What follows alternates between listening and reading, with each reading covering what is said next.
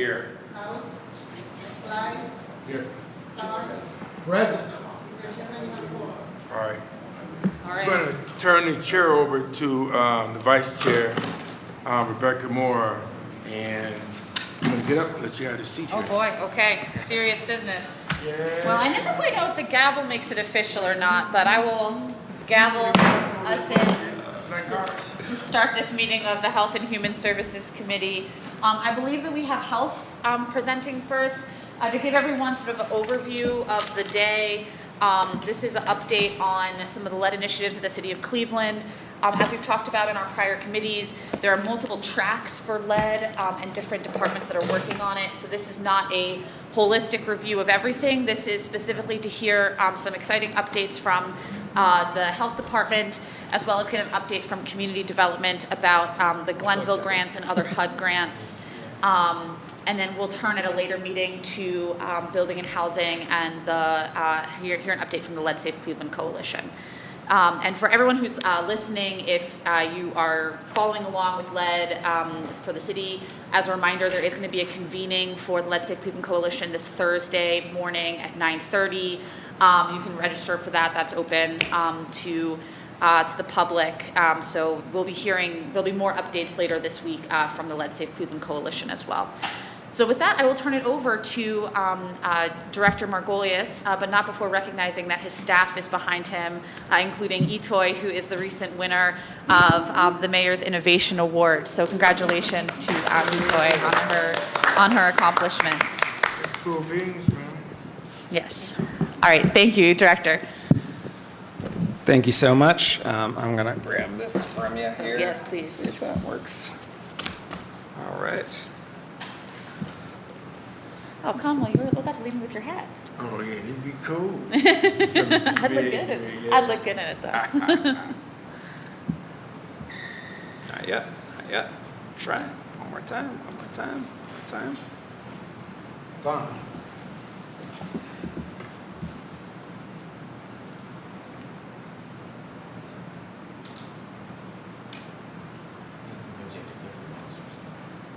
Is any other announcements? Sorry, nice one. 2 and 3, Yeah. and then 2 and 3. Okay. Dave, try clicking the mouse real quick and then try the clicker. Okay. Here we go. Bring that one more time there. Oh, Charlie gets the IT award. That's awesome. Write that down. Let that be a record to you for all the rest of us. Okay. Well, thank you. So I have a presentation, and what I'm hoping to do during our time together is go into some of the background for why we are where we are in terms of racism as a public health crisis and how that affects pretty much every health issue that Cleveland's facing, and we'll culminate with our latest announcement on the big update about filing prosecution against 50 property owners in the city of Cleveland for poisoning children with lead. So RY at the Cleveland Department of Public Health, and I'm sure yours as well, is racism, not race, is what's killing our residents, particularly our black residents in the city of Cleveland. On the left, you'll see a map of life expectancy in Cleveland by neighborhood, and on the east side of Cleveland, our residents are living into their 60s, while just a mile or two away in the inner ring suburbs like Beechwood and Shaker Heights, residents are living into their 80s.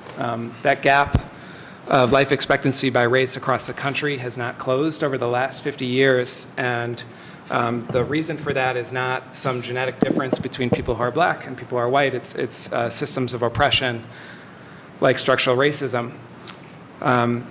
The leading effect of structural racism that we know of is the persistent wide wealth gap between families who are white and families who are black. And on the left, that's a run chart looking over 50 years that gap hasn't closed. For every $1 on average that a white family has, a black family has about 12 cents. And the reason for that is everything from slavery to Jim Crow laws to redlining, which I'll show you the redlining maps, to everyday discrimination, state-sanctioned violence, GI Bill benefits that preferentially go to white families instead of black families, and many more programs that favored white families and specifically discriminated against black families.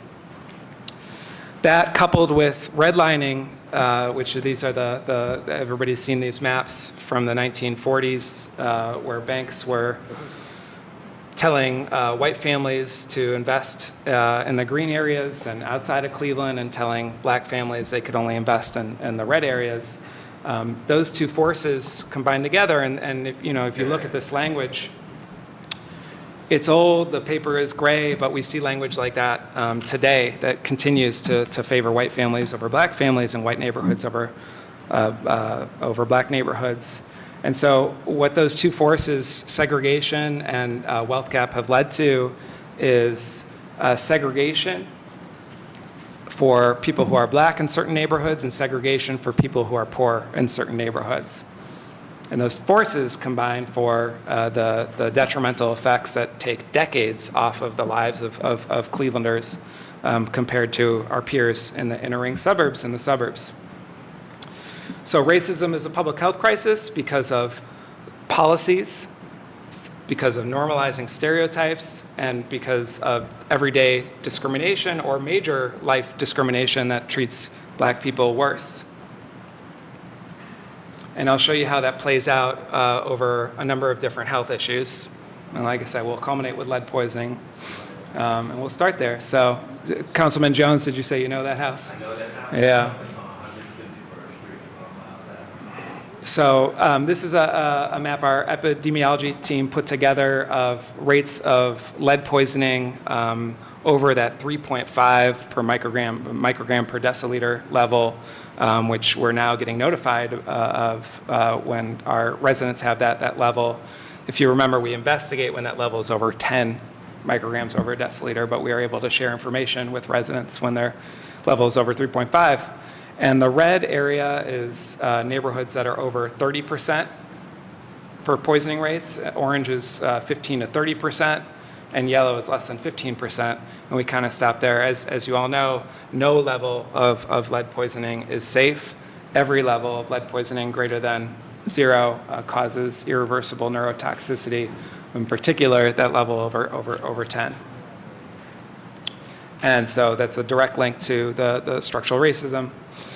This is another direct link to structural racism causing residents in Cleveland to die 20 years before our peers. This is a map of high-frequency fatal or serious injuries due to cars.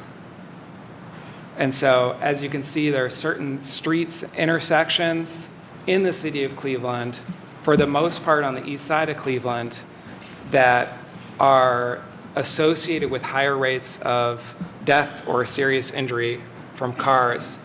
Most of these injuries are car to stationary object, but many are car to car, car to pedestrian, car to bicycle, and all those things. But it is worth reiterating that most of these are cars to stationary object. And so we often talk about just doing education to tell people to slow down, or education to tell people to wear more reflective clothing. Obviously isn't effective if people are running into buildings and dying.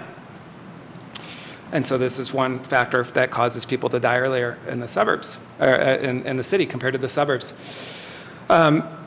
This next slide is a map of internet access, high-speed internet access in Cleveland. And so, as you all know, because you've had many committee hearings on this, access to broadband, high-speed internet is not the same throughout the city. And in those neighborhoods that are red, you're just much less likely to be able to get high-speed internet, not because people can't afford the internet, but because the internet companies have not made the same investments in those neighborhoods. They haven't dug the same deep cables in those neighborhoods to bring high-speed internet to people. So really excited that you'll be hearing legislation this afternoon in Finance Committee to push that along to bring high-speed internet to all of Cleveland, and hopefully tonight as well.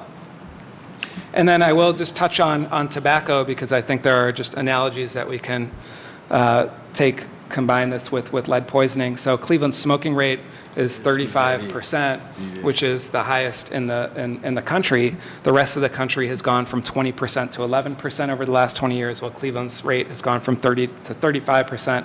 And that's not an accident. It's the same forces that cause lead poisoning. It's the same forces that cause that wealth gap, that cause our smoking rate to be so high. We've been targeted.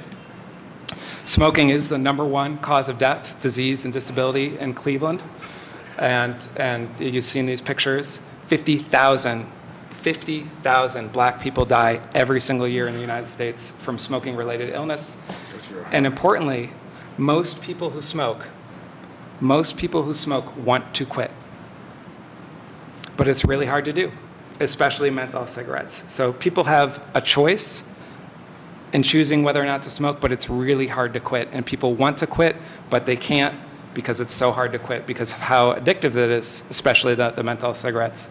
And so over time, just like predatory landlords have targeted residents in the city of Cleveland, particularly children, Big Tobacco has targeted Cleveland residents, particularly black residents, with advertisements, just like those redlining maps that I showed you on an earlier slide share language about how black people are the targets of predatory loans and white people are preferentially get better loans. Big Tobacco has the same language in their documents, which have all come to light after the big lawsuits in 1997, where you can see that the approach is to extend reach and frequency of music association to gain credibility through black media, press coverage, or cool music events. So menthol cigarettes in particular, they were, of black people who smoked, 5% smoked menthol cigarettes in the 1960s. Today that number is nearly 90%, and that was all part of a planned approach. And this isn't just a national trend. As I mentioned, Cleveland in particular has been targeted. And so, as you can see, these are the documents from the 1960s, just like I showed you the banking documents from the 1930s and 1940s, where menthol cigarettes in particular were used in promotional giveaways in black neighborhoods. And that's underlined there. And then Cleveland in particular is called out over time. Cleveland in particular is called out, just like landlords and out-of-state landowners and LLCs have come to Cleveland because affordable housing is here. Big tobacco companies chose to come to Cleveland because of the preponderance of black smokers, the preponderance of youth, and the poverty markets in the city of Cleveland, which became the main targets of the tobacco companies after television advertising and radio advertising became illegal in 1970. Did you sponsor our concerts? And so you can see Cleveland's called out in that one. Cleveland is called out in this one. So if you know anybody who's ever smoked Salem Gold, that's because the tobacco companies specifically used the city of Cleveland as their market for Salem Gold. And it didn't stop in the 1960s. After the Black Lives Matters movement, Big Tobacco took advantage of that to say that, well, let's, prop up the cigarettes that black people like to use because of their predatory marketing. And so they, as you can see, use social media ads to try and hijack the Black Lives Matter movement in neighborhoods in the city of Cleveland. You'll see a lot more of the advertising on the front of the doors. You'll see the promotional cigarette giveaways, and you'll see the flavored cigarettes right at the cash register. So what are we doing about Cleveland's smoking rate and tobacco targeting? And I'll draw the direct connection to the lead poisoning with these 4 as well. We're doing education. Don't worry, it's all connected. It's all connected. Education, helping people quit, making it easier for people to quit, and ending predatory tobacco behaviors. Because businesses should not be able to come to Cleveland, landlords should not be able to come to Cleveland to take advantage of our children. And we together can stop that. So education. So we're out there. You'll see we've got flyers. Hopefully some of you saw over the weekend. Our bus ads are coming out featuring Kayla Griffin, president of the Cleveland NAACP. We're going to community events. We've got videos partnering with the American Heart Association. We've got bus shelter ads. We've been doing events in the churches, in City Hall, on the radio, at the City Club, and TV 20. We're doing a lot of local media on the topic, and so, I always apologize if you're hearing about this more from the media instead of from me, and so I'm here, but we are, really hitting the media to trying to help people to quit and raise awareness about this issue. So we've done op-eds in the Cleveland papers and the Columbus papers. We've been on television featuring, an entire coalition. There's Dr. Maudlin in the bottom left corner. And we're helping people quit. So here for the viewing audience is a QR code with an entire page of community-based resources to help people quit. The easiest resource for folks to use that we find is the quit line, which connects either from 211 or dialing directly 1-800-QUIT-NOW. And that free resource connects people to nicotine replacement treatment. It connects people to a coach to help you quit, and that's been one of the most successful resources. But we've got lots of community-based resources as well. And then, of course, we're talking about the flavor restriction down the road when the timing is right. Should we go back to the queue? Oh, absolutely, Councilman Jones. And when are we circling back to lead? And the next 2 slides, I believe. All right. Thank you, Director. Don't you worry. All right, you got it? Yes. All right. So flavor restriction is happening on hopefully on a national level where the FDA is considering that, but that will take about 10 years to go into effect for the rest of the country. And so lots of cities are doing this now, including Columbus and other cities listed there. Tobacco retailers are those businesses that are taking advantage of the community, just like landlords. And as you can see, there are 400 to 600 tobacco retailers in the city of Cleveland. That's about 1 for every 600 residents. I have a list here. Most of them, about 598 of them, live outside of Cleveland. This is what those tobacco retailers look like in our neighborhoods that are taking advantage of children and our residents. It's in Ward 8. What's the problem? It just looks like a store. Yeah, exactly. We've grown so numb to it. So as you can see all over the front of it are advertising for flavored cigarettes. And I'll show you a zoom in here. Rockcliffe Market down the street. Now, just like Big Tobacco, predatory landlords are targeting Cleveland as well. And so this is a story that IdeaStream ran, Nick Costell's last article, which showed on the right is a map of about 50 properties that Hammock LLC owns on the west side of Cleveland. And so this is an example of an out-of-town landlord that's saying, well, look, there's not enough enforcement in the city of Cleveland, and so we can go there, we can take advantage, and we can rent out our homes to kids without anybody stepping back and caring. And those are what some of those homes look like. As you can see, just looking on the outside, they're covered in lead poisoning traps. And then this is a story that Signal Cleveland ran about the Wheeler family. On the left is a photograph that one of our health inspectors took, which is a box of toys covered in lead dust in one of those homes. So what are we doing about lead poisoning in the city of Cleveland? And I'm going to use the same framework. Yep, please. Chairman, please. We passed cigarette legislation. I don't remember the whole piece. I think was 18 or 21. Tobacco 21, through the chair. Yeah, so through the chair, give us some numbers. How do you enforce that? Because I don't see it. And I've talked to some of my colleagues. That's right. Because if you're going to enforce this, then you need to enforce that. Yeah. If you're going to enforce this, then it needs to be culture enforcing, even dealing with lead poisoning. Absolutely. You got to have a culture of execution, and I don't see that in the other pieces. So through the chair, to the chair, if you remember when Tobacco 21 was passed at the end of 2015, there were 2 parts to the legislation. Yes. The first part was to raise the age limit to 21 for Clevelanders to be able to buy tobacco. The second part was a tobacco retail license system to be able to enforce that, to be able to hire 18-year-olds over the summer to go into the tobacco retailers to try and buy cigarettes. That second part of the legislation was never passed. it was tabled. It was tabled? Yep, but that second part is included in the legislation that we introduced in February. And so that's half of the legislation, the other half is the flavor part. So it's certainly something to take a look at, because then we would be able to enforce the 19-year-olds buying cigarettes, just like 8 suburbs in Cuyahoga County do. 8 suburbs in Cuyahoga County have a tobacco retail license system, not all 58, just 8. But like, for example, Cleveland Heights and Euclid have a tobacco retail license system. So the County Board of Health hires 18-year-olds over the summer who are doing an internship, and they have them go and try and buy cigarettes in Cleveland Heights, Euclid, Newburgh Heights, Lakewood, and a few other to enforce that law. But without that part, the city of Cleveland isn't enforcing it until that legislation is passed.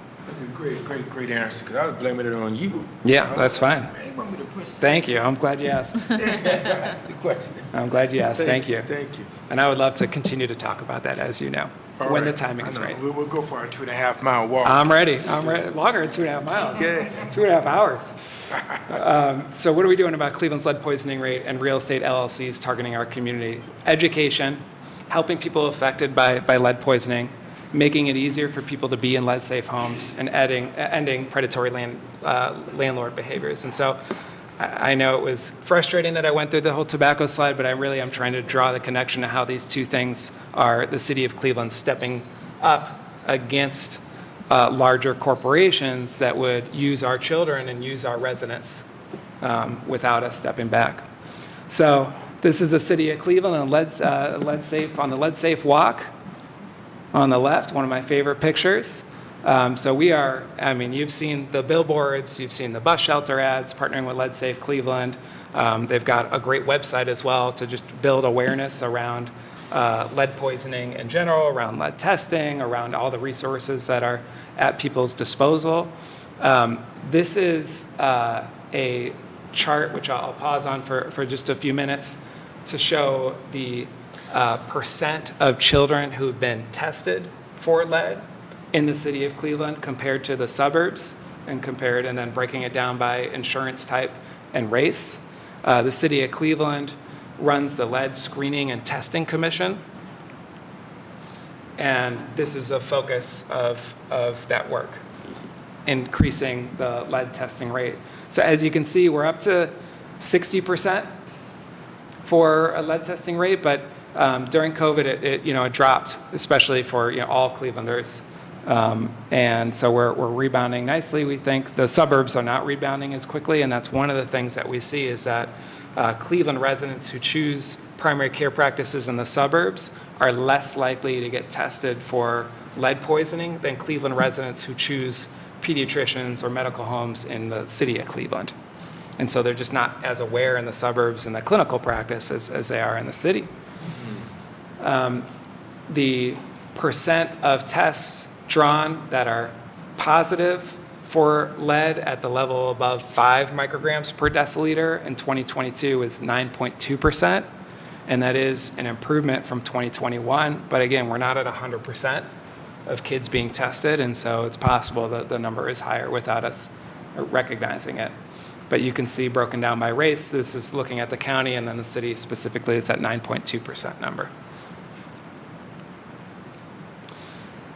So we are partnering with Lead Safe Cleveland to allow residents to stay in their homes, and there are resources available to residents and homeowners to make their property lead safe so that they can pass their lead safe inspections so that they're up to date with being able to rent out their property. People often don't know about these resources, and so one of our job, all of us, is to link people to those existing resources that are out there. This is in addition to all the work that your body is doing in terms of creating more and more safe, affordable housing through ARPA money and other resources and through the Department of Community Development. All of those things combined are what's going to help us lower our lead poisoning rate in the city of Cleveland to get it to 0, which is the goal. So the role of the Department of Public Health in particular is to investigate the cases of lead poisoning that happen in the city of Cleveland. And so I'm showing our numbers from 2022, where we were referred 257 cases of children who had a elevated blood level over 10 micrograms per deciliter. That higher level of 10 micrograms per deciliter is the level that the state mandates that we go out and investigate and figure out where the source of lead poisoning is. As you recall, that 3.5 level is still dangerous, not as dangerous as 10, but still dangerous. And so for that level, we get about 900 cases referred to us. So it's a lot more. And for that level, we're sending out information, but we're not doing a full investigation. And so it's important as we do a better job with that greater than 10 level that we're able to increase our resources to help that level of any level of lead poisoning. Our contact rate for families is one of the best in the state of Ohio, thanks to Toy Shaquila Young and her team. For any of you who have worked with clients with higher rates of poverty, it is really difficult to get a hold of people, especially if you're getting this level like 2-3 weeks after the case, especially if you're calling them, to talk about their home. And if they're in an unstable situation, they might not answer the phone. They might be afraid that the investigation will lead to their eviction, which is a real concern. And so for our rate to be at 91% is incredible. We got rarely do you get exclamation points from the state of Ohio, but we got a great job exclamation point email from the state of Ohio thanks to our incredible contact rate there. The goal, by the way, is contact rate of greater than 75% that the state sets for us. 75%. 75, and we're at 91%. So sometimes, though not often enough, when we go and find a source of lead poisoning and we work with the property owner, that property owner complies with our instructions and they abate the home to eliminate the risk of lead poisoning. Over the last 3 years, 79 properties have complied. And so you can imagine that's about 20%. Yeah, actually, I am the chair, so I You have are to the go through the chair, chair. Really, though, through Councilman Conwell. What's the denominator on that? It's 79 out of how many between 2020 and 2023? It's not an exact number, so it's about 5 times as high. Okay, Yep. thank you. Yeah. So not often enough, and we'll talk about some of the reasons why and what we can do about that. But importantly, we have a backlog of cases of 0. A backlog of cases of 0. And if you remember from back in 2015, 2016, with Rachel DeSalle and Bree Zeltner's reporting, we had a backlog at that time of greater than 3,000 cases that were not investigated. Yeah, Councilman Jones, you remember. It was bad. So we're really proud of the work that we're doing today, proud of our team, and proud to be in the good graces with the Ohio Department of Health and our local health board, which is you, City Council. The City of Cleveland is helping to log the 479 homes with a lead hazard control order with an affidavit of fact. So what this means is that we went to the county headquarters with the property list that has a lead hazard control order, and if you try and buy a home that has a lead hazard control order, you come with that, you get the deed, and it says this has a lead hazard control order on it. And so property owners now have these homes, and they are getting this attached to their deed, and they've called our team to say, wait, how can I get this affidavit of fact that this thing that's ruining? Yeah, and so a total of 5 affidavits of fact so far of the 479 have been released.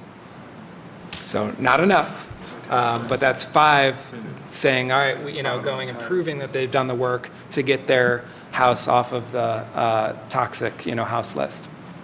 As you can see on the right, this is a sticker that we place on all the properties that have a lead hazard control order. We place that sticker at least every 6 months, but often it's not enough because landlord can just go over there, or a family can just go over there and just tear it off because it's literally just a sticker. So we go every 6 months and put it back, but that sticker is not enough. And so really proud of our team for getting those affidavits of fact listed as well. I like that. Yeah, Put a cloud on their title. That's right. For it. That's right. That's cool. That's good.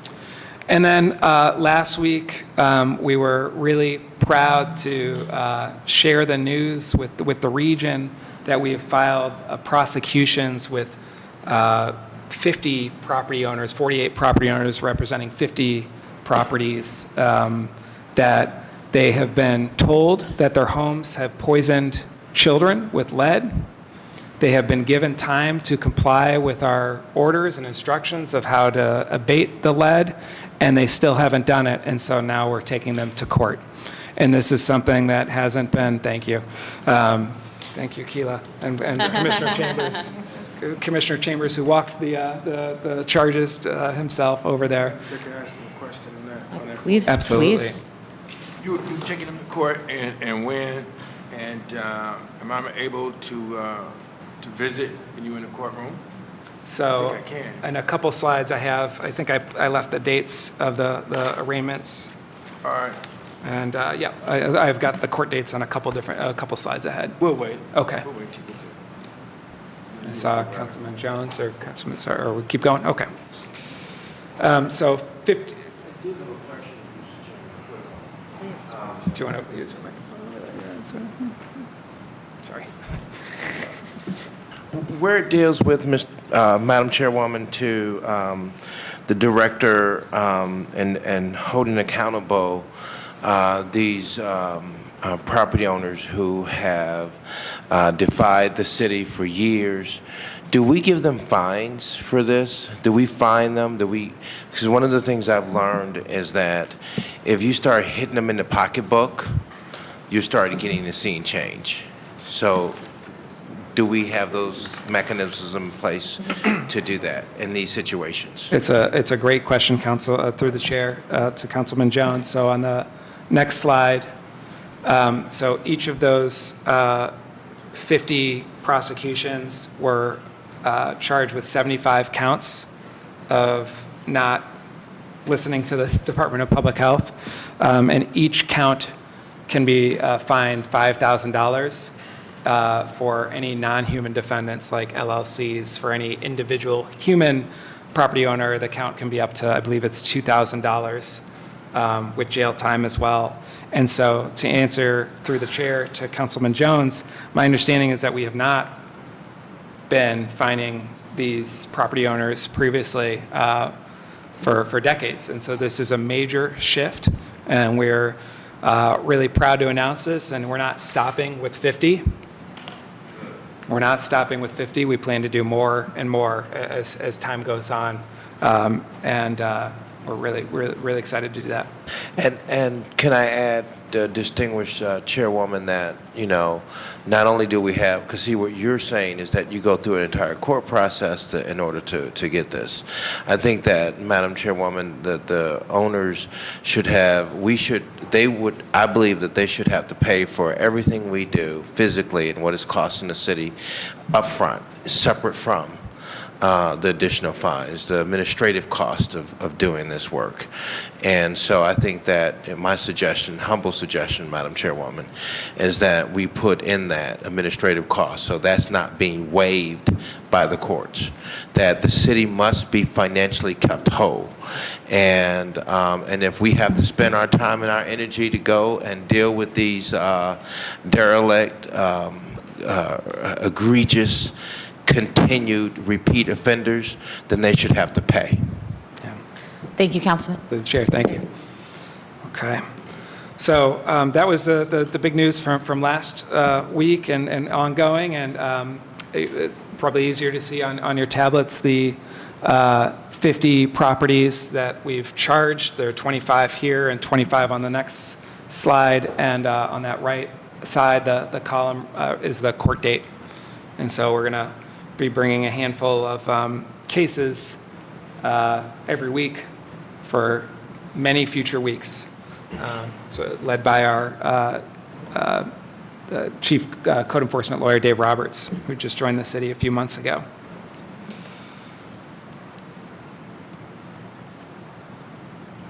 About 20 of the 50 are out-of-town LLCs, and so we did try and select for some of the worst offenders here. And again, I'll say that we're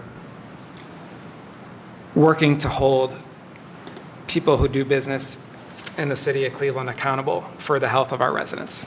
And that's how this all ties together. Because you shouldn't be able to do business in the city of Cleveland and hurt our children. So the city of Cleveland has an outstanding team in the Department of Public Health. If you haven't heard me say that 6 or 7 times during this presentation, Toy Shaquila Young, as noted earlier, won the Mayor's Innovator Award last week. It was a fun week for us. We went from the press conference right to the award ceremony. Lead Poisoning Prevention Week is coming up, I believe, the last week of October. And so if you show up for that week, you can be in a picture like this one with our team. I would love to update my slides with the 2023 version. The work is not finished, though we're taking a moment to celebrate some major achievements over the past year. The goal is 0. The goal is 0. The goal is 0. When I came into this role, I said often, look, we would prefer not to have a lead team in the Department of Public Health. When our department interacts with lead poisoning or the space of lead in general, it means that already a child has been poisoned by lead. It's post. It's post, exactly. And so public health, we get a lot of heat for our role in lead poisoning, but it's really all of us, the entire city, all the organizations that work in the city, obviously your body, working together so we can get to 0 children poisoned by lead. And so we're at, about 1,000 a year right now in the city of Cleveland with any level above 0, and so we've got some work to do. Building and housing, their role in this is prevention through the Lead Safe Registry, the rental registry, and you heard from them last spring. Sounds like you'll hear from them again. Public health, our role is investigation of those cases. Community development, working with us, the role is remediation. Lead Safe Cleveland is workforce, resources, and just building a coalition and fundraising across the city and kind of filling in all the gaps. And then, all of us need to keep this urgency, need to keep up the education, awareness, and filling in the rest of the gaps, because we're not there yet. We know there are gaps, and so, but we're proud of how far we've come and acknowledge the journey ahead. And so with that, I will pause for questions. Great. Thank you, Director. And I know that I have a few council members already on the list. I'll hand it over to Councilman Starr. And the only thing I'll preview is that that last slide you had up was so important in terms of, there are different tracks. And so if there's something that is really meant for a different track, either with community development, who we're talking with later, or the coalition more broadly, I'll as I did at the last meeting, try to kind of keep that in the right direction. But I'm very excited to have the questions for the Health Department. Thank you, Director. And Councilman Starr? Hey, Director, how you doing? Good. Good. Thank you, Chair, for this opportunity for us to learn more about tobacco as well as lead in the city of Cleveland. My first questions I have is regarding the lead hazard control grant. I look at Ward 5 and I noticed that we have only 4 grants that's been accessed or going through the process in Ward 5. I wanted to figure out why only 4 from the 2022 lead hazard grant report. And I'll say that is directly the Community Development Department hasn't presented on this yet, so they're coming up next after Health. So they're the ones who run that grant program. Okay. And then, so the Health is just a partner on this whole initiative, right? Yeah, essentially after a kid is poisoned, they first come to the Health Department, and the Health Department is the one reaching out to the families, contacting them. Health is one with that 90% contact rate. But then once we're in contact with the family and we're trying to get them the money to rehab their homes, then it goes over, community development is one of those first places that they could potentially go to get the money to actually rehab the home. So it kind of flows first to Health and then to community development. So with that flow from Health, thank you, Chair. The question I would definitely ask is, what is the role of Health as far as accountability? And what I mean by accountability is the fact that we have so many homes that living in these poor conditions, and it could be a health hazard. When I think of some of the public housing estates in my ward, I think about a lot of the kids do have lead, and that causes so many different problems, so many different incidents that happens that leads to because of the lead. And I'm just trying to figure out who's holding these Yes. individuals accountable. I know community development, building and housing has a portion, Yep. but then if it's a health hazard, how does our health department play a role in A perfect question, and I think, Director, I would love to hand that to you, because I think you're asking exactly the right question, Councilman. Through the chair to Councilman Starr, I mean, you can absolutely hold us accountable for this. On the slide is kind of each of our roles in my dumbed-down version of how I think about it, but you can absolutely hold us accountable. I would say the good news is that you mentioned the public housing. So the CMHA housing has come a long way in terms of, I mean, we used to, it sounds like from talking to some members of my department who've been here a little bit longer, they used to have cases of lead poisoning from the CMHA housing, but that's not, that's a very rare, as far as I understand now, or never, a never event now, in that the CMHA housing has their own team that makes sure that their properties are lead safe, and so we've come a long way. And thank you to the chair. And what that means of CMHA coming a long way, we still have public houses that were built in 1933.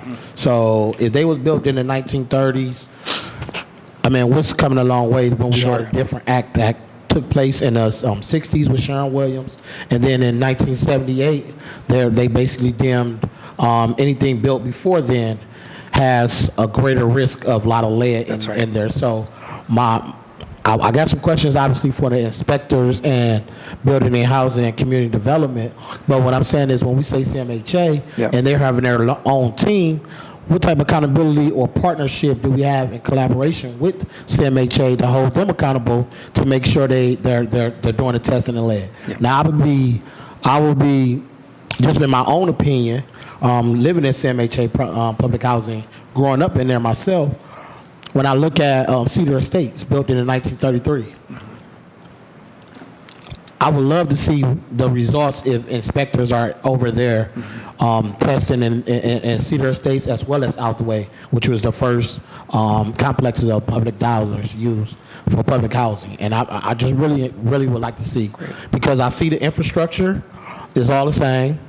I know every once in a while I've seen them paint some hallways and do some different cosmetic stuff, but I'm not sure if we're getting to the root of the problem when it comes to those public housing estates. And I don't even know CMHA-led team, so I would love to get to know them as well. Great. Through the chair to Councilman, so you're absolutely right. Any property built before 1978 will have lead in it. You know, my home was built in 1941. I imagine that Councilman's life in 1941, probably same person, you know.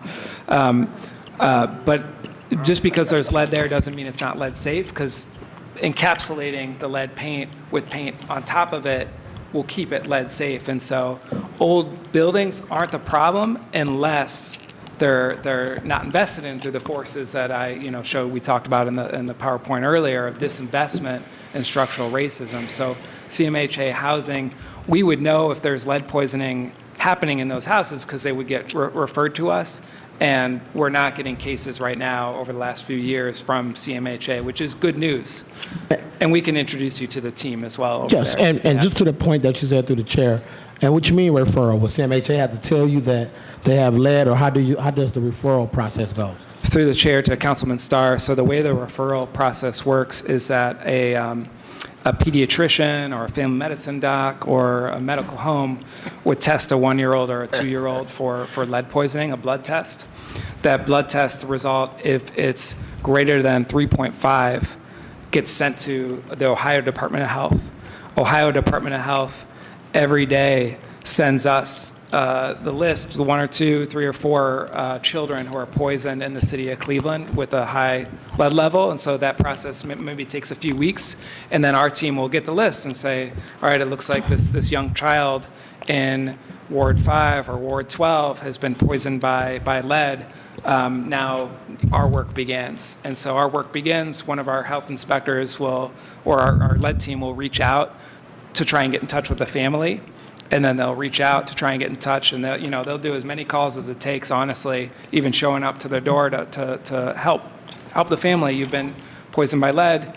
We need to try and figure out where the source of that lead poisoning is. How long have you lived in this home? Have you lived with grandmother, or, and that sort of thing.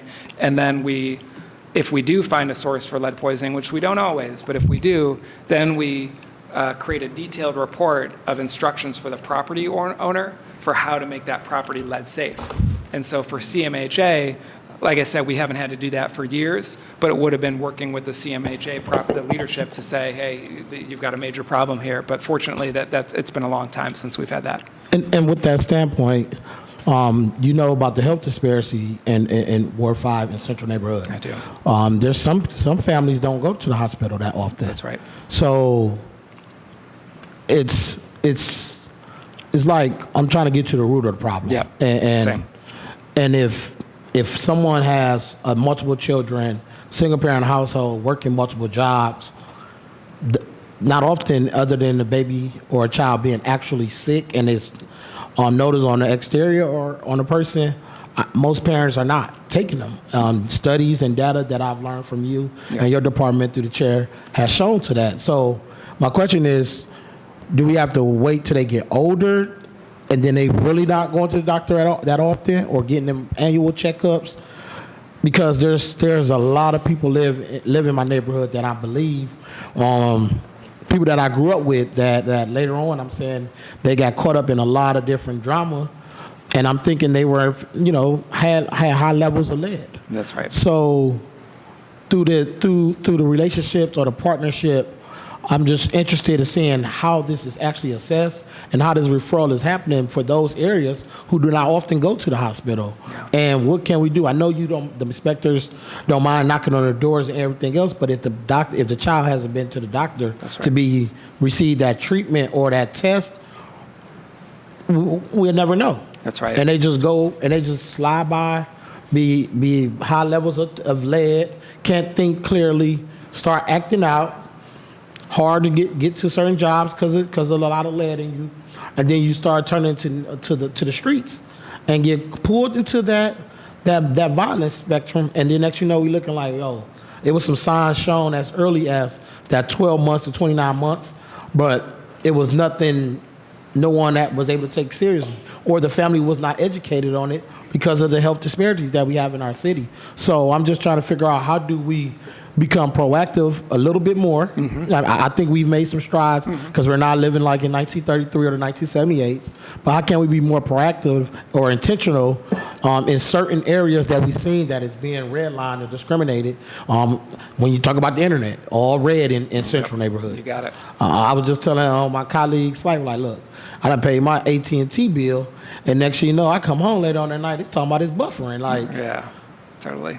So I too understand some of the challenges because I live in the Central Neighborhood as well. Yeah. And I deal with it day in and day out, but I look and see so many different problems, so many different health disparities. But when I look at lead in Sunner public housing, I'm not 100% sure or confident that we know that they did their due diligence because we don't have our hand in. I believe we need to have our hand in all building and housing and lead and healthy initiatives throughout the city to make sure we're doing our great. And I just leave it open from their chair. No, thank you. I think we're all on the same page, Councilman. Really appreciate it. Yeah. I will hand it over to Councilman Harsh. Thank you, Madam Chair. Is this on? Is this the one that doesn't work? This is the one that doesn't work, isn't it? Yeah, we should just get rid of this one. Madam Chair, hey, there it is. Okay, thanks. Through the chair to the director. Just a couple quick things. On slide 7 of 43, and you don't need to go there if you don't want, but it's where we report lead levels greater than 3.5 micrograms per deciliter. My question is, I've seen the levels change over the years as we, slowly increase or decrease the acceptable lead levels before action is taken. Is the 3.5 the new number decided by who? Like, what is that number come from? Through the chair to Councilman Harsh, that's a great question. So that is from both the CDC and the state of Ohio. Okay. Getting more I think, aggressive and encompassing for those lower lead levels, which there is pros and cons of taking a more aggressive approach with the lower lead levels because the resources just aren't there yet. Right. We, you know, like I said, the city of Cleveland and other cities dealing with this are taking an all-hands approach just to address the levels of the homes of the greater than 10 micrograms per deciliter. Right. But we think it's important for all of us to be aware of how prevalent that lead poisoning level is at that 3.5 level. And the reason I'm bringing it up, Madam Chair, is that the numbers, when we see over 30%, it might look like we're not making any progress. Later on in the slide, you do actually show that we are making some progress and trending downward, which is what we want to see. But as we lower the levels that we report, the numbers will go up because we're lowering the levels. And just a reminder for anybody who might be new to this, the acceptable level of lead in a person's body is 0. This is not magnesium. It's not zinc. It's not something you put in a multivitamin because you need a little bit. There is no lead. There's not supposed to be any lead in anyone's body.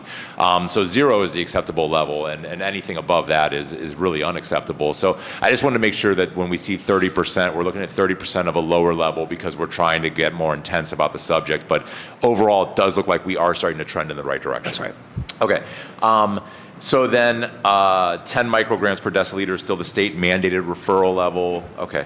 And a question, I don't know if this is through the chair to the director, but I do want to put out there, as the city gets more, and I'll ask the director this, as the city gets more intense on its enforcement of lead-safe laws, I think we might be seeing some overreaction from landlords whose first instinct is to evict somebody. What resources are available for residents and tenants? I was just seeing something online this weekend where somebody says they were being evicted because they reported a lead hazard to their landlord who just straight up evicted them, whether it was legal or not. What resources are available to tenants who or residents who believe that they might be targeted by their landlord for reporting this problem? Through the chair to the council person, I saw that comment on the internet too and responded to it, said, no, don't, you know. So, but I would say, Lead Safe Cleveland is a great organization to help with that gap, where you'll hear from the Department of Community Development as well as some resources that we refer folks to. But it is still a persistent gap for families that we're caring for, that we're encouraging to leave their homes, that there isn't a hotel ready for them to move into when this happens. So Lead Safe Cleveland did put out an RFP to find an administrator of a relocation agency, and they didn't get any qualified bids from that proposal, and so they're planning to put that RFP back out, I believe, in November or December this year. So it continues to be a gap, and it's not unique to lead poisoning, right? There is, we know, and we're working so hard to correct this, that there is not enough safe and affordable housing in the city of Cleveland. Not unique to Cleveland. It's actually a lot worse in a lot of other cities, but there is not enough safe and affordable housing in the city of Cleveland, so it's on all of us to help fix that. And Councilman, could I get a point on that? Oh, sure. Thank you. I'll also add, since we just didn't say it, is legal aid. If you're, if you have an eviction notice, 30-day, 3-day on your door, please call legal aid, because they can also help. And the other thing I want to just clarify is that under our health code, we do have the authority to relocate and charge that money to a person's taxes. But to your knowledge, Director, have we ever used that as a city? Through the chair, no, not to my knowledge. Okay, thank you. Thank you. And then I do want to segue back into racism as a public health crisis, because this body, before we were members, did pass racism as a public health crisis as a statement of this Health and Human Services Committee. And I think it's important. I often question, and I ask myself a lot, is what's more racist, America or corporate America? Because I know a lot of Americans that aren't racist in their heart. It's just they live in this society, but I see a lot of activity by corporate America that is incredibly racist. And we know that lead was an additive to paint because it made it cheaper and stronger, and it was just a really quick thing to do. And then we know that America largely abandoned black communities, and those houses degraded at a faster rate than their wealthier, whiter neighbors. And that we can look at the maps of redlining, we can look at the maps of lead poisoning, we see a lot of overlap because of disinvestment. But I think it's really important to talk too about how corporate America has been trying to drive this wedge between races in America for a long, long time. The Rock Hall back here recently kicked Jan Wenner off their board because he said some incredibly racist nonsense and sexist nonsense about musicians. And it's sparked a really interesting online conversation, and Councilman Conwell, you know all about this, about why they created the R&B charts in the first place. Rock and roll used to be a black and white thing. People used to go to the same concerts. Artists, black and white, would perform, and kids were having a good time. And that was a no-no to racist America. So they used their corporate ties to come up with the R&B chart to separate black musicians away from white musicians and give white people rock and roll and black people R&B. And they used this as a wedge. The same way that corporate America used menthol as a wedge to create these identities that are separate from each other. So white people smoke regular cigarettes and listen to Kiss, and black people listen to Kool and the Gang and smoke menthols, right? And this creates cultural wedges that they can then dig into. It divides our nation. And this wasn't regular folks out there. I love Kool and the Gang, right? Who doesn't? But they are. But I mean, my point is, corporate America did this on purpose to separate us. And they did this on purpose to target an extreme. And when it comes to the tobacco issue, you know, I smoked for 25 years, and quitting is one of the hardest things you can do. It's really, really difficult. And 5 years later, on a stressful day, tobacco still chirps in the back of my head. You know, come visit us, Chris. It's been a long day. Have a smoke. It never really goes away. But what bothers me about this is that they are using flavors to target children. Menthol was an additive because it made it easier to smoke. And Cleveland, we're not going to ban tobacco. It's a plant that grows on this planet like other plants that people like. And we're not going to ban a plant in the city of Cleveland. But the flavors that are used to target youth, target racial groups as identities, as ways to fit in, like mango passion fruit flavored tobacco is not something adults want. It's something children want. And it's corporate America driving these wedges into our community. And that's what frustrates me so much, because sometimes I think without, you know, the almighty dollar, we wouldn't have nearly a problem with racism as we have, because people profit off of racism. Right. And it disgusts me, and that's one of the reasons why I support this effort. Also, we continually harp about how we're one of the poorest cities in the country, and I think our median income, one of y'all knows this, is it $34,000? Is the Cleveland median household income? It's 36. 36,000. If you smoke a pack a day, that's $2,000 a year.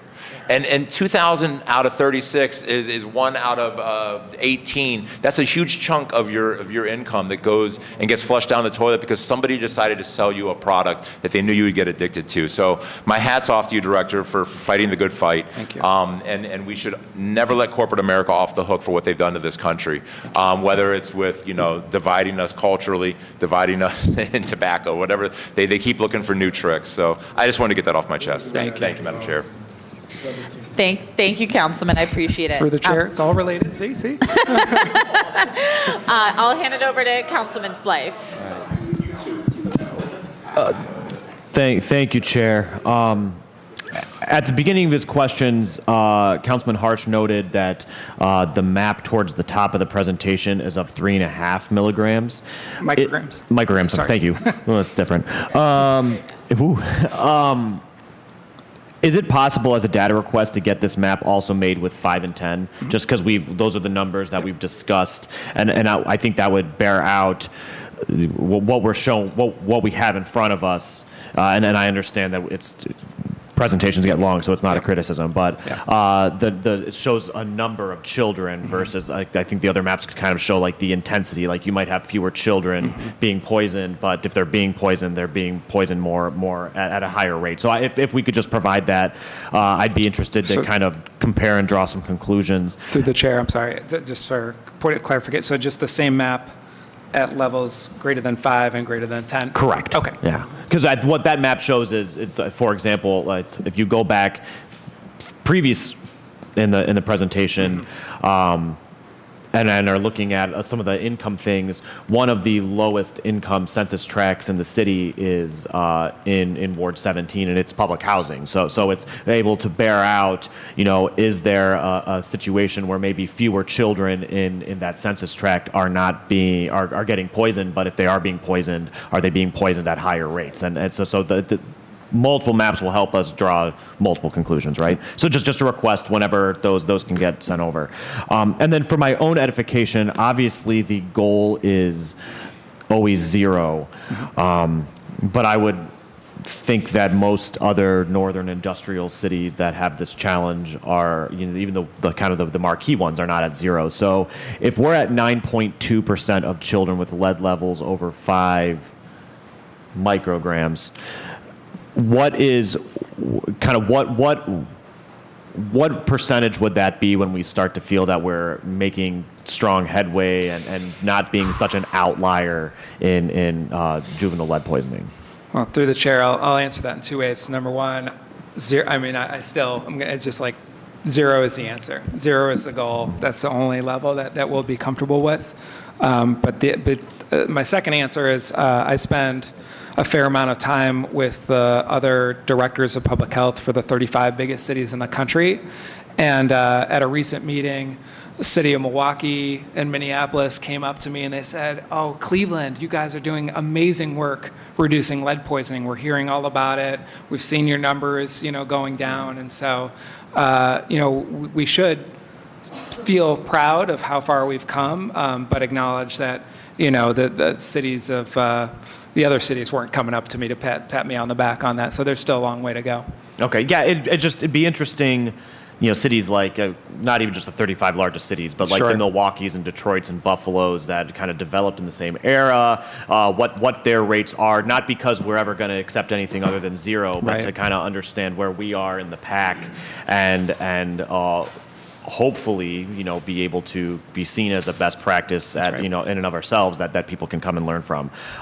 So if there's any data to point me to of kind of what that percentage is in some of those other 35 cities, I'm just interested to kind of understand where we are in comparison, to understand how much further we have to go.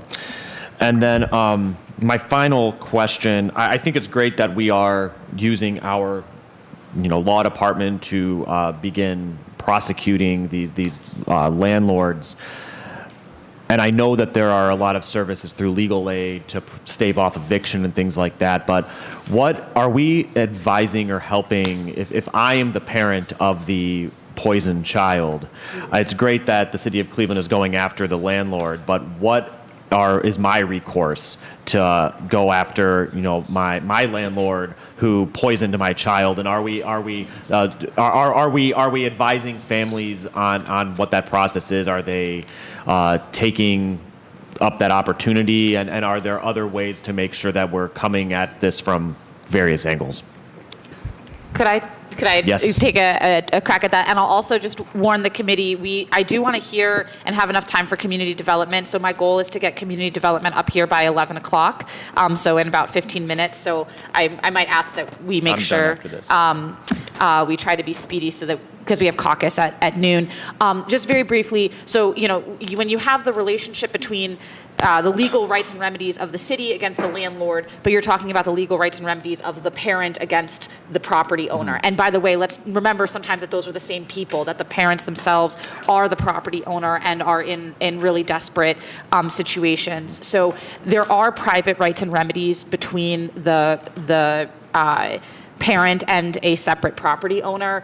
They are very hard to effectuate in court. The last I heard, there was basically one law firm in the area that would take those types of cases. And then, of course, I have to shout out one of my mentors and an incredible attorney, Maria Smith at Legal Aid, who has tried to bring some of these. So it is there, but it is because of how hard it is to put into place, I really do think that this role of the city in terms of the prosecutions is going to be so useful.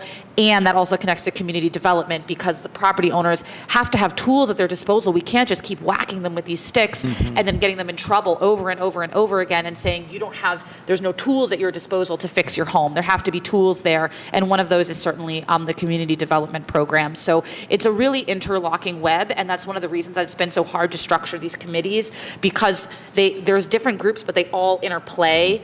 But it is such a key question and so very much on my mind, especially in those terrible situations where the parent or a guardian is the property owner and has nowhere else to go. So those can be very, very heartbreaking.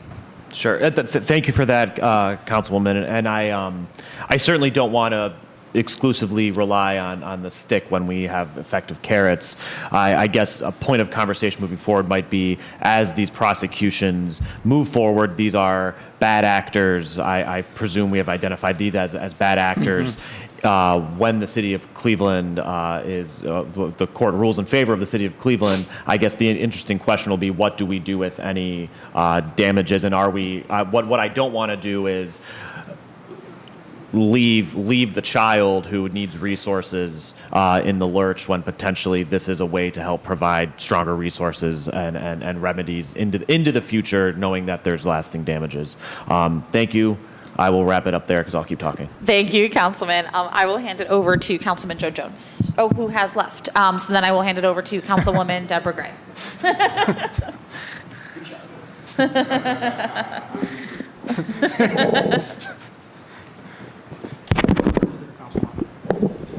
Yo.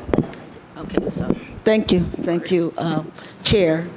I want to just say I am appreciative of this conversation that that you're given this morning. I just want to say on the behalf of Environmental Health Watch, Kim Foreman, she has been a dedicated leader into this lead safe resource. I have worked with her years ago when she created the cohort team, and I was on the team too, and we worked in Councilman Conwell's ward for at least 2 years, and we did, and she led that team viciously and aggressively, and we accomplished a whole lot in Councilman Conwell's ward of learning the process and the procedure of this lead safe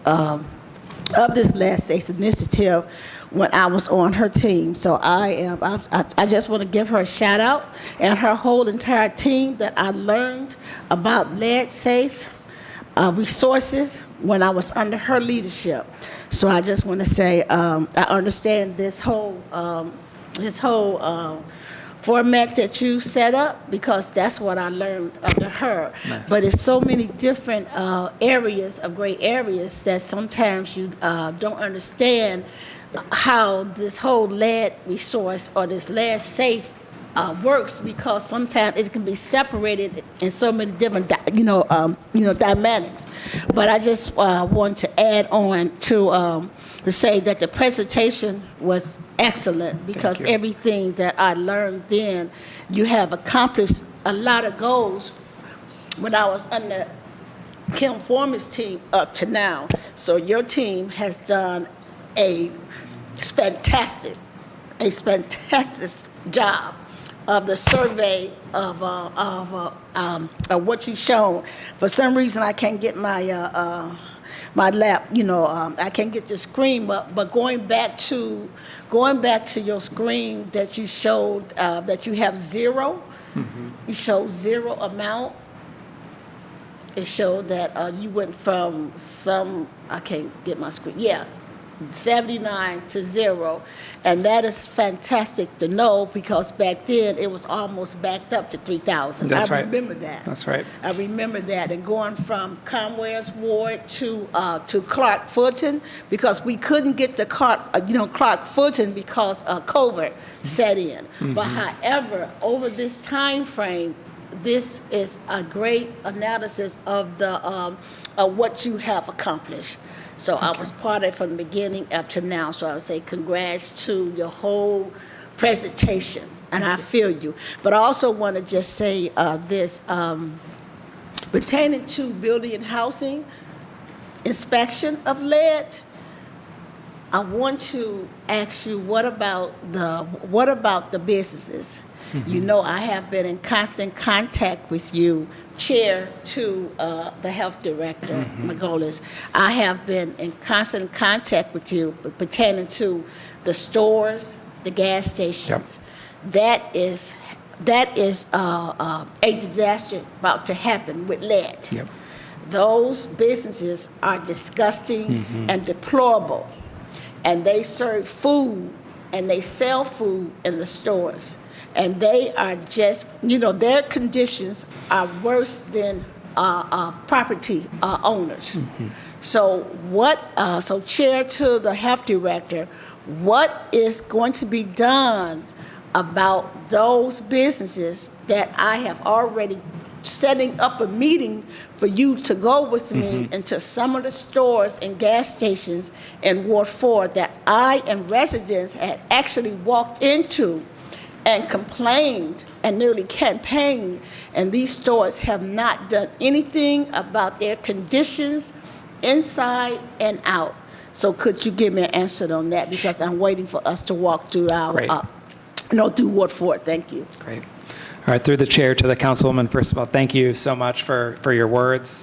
This is what we live by. I mean, this is why we're here, particularly for Ward 4 and neighborhoods that just have not gotten the same attention as others. So I'm grateful for your support and your words. Regarding the businesses, I mean, we want to make sure that if a business comes into Cleveland, that they're not making our families and our children sick.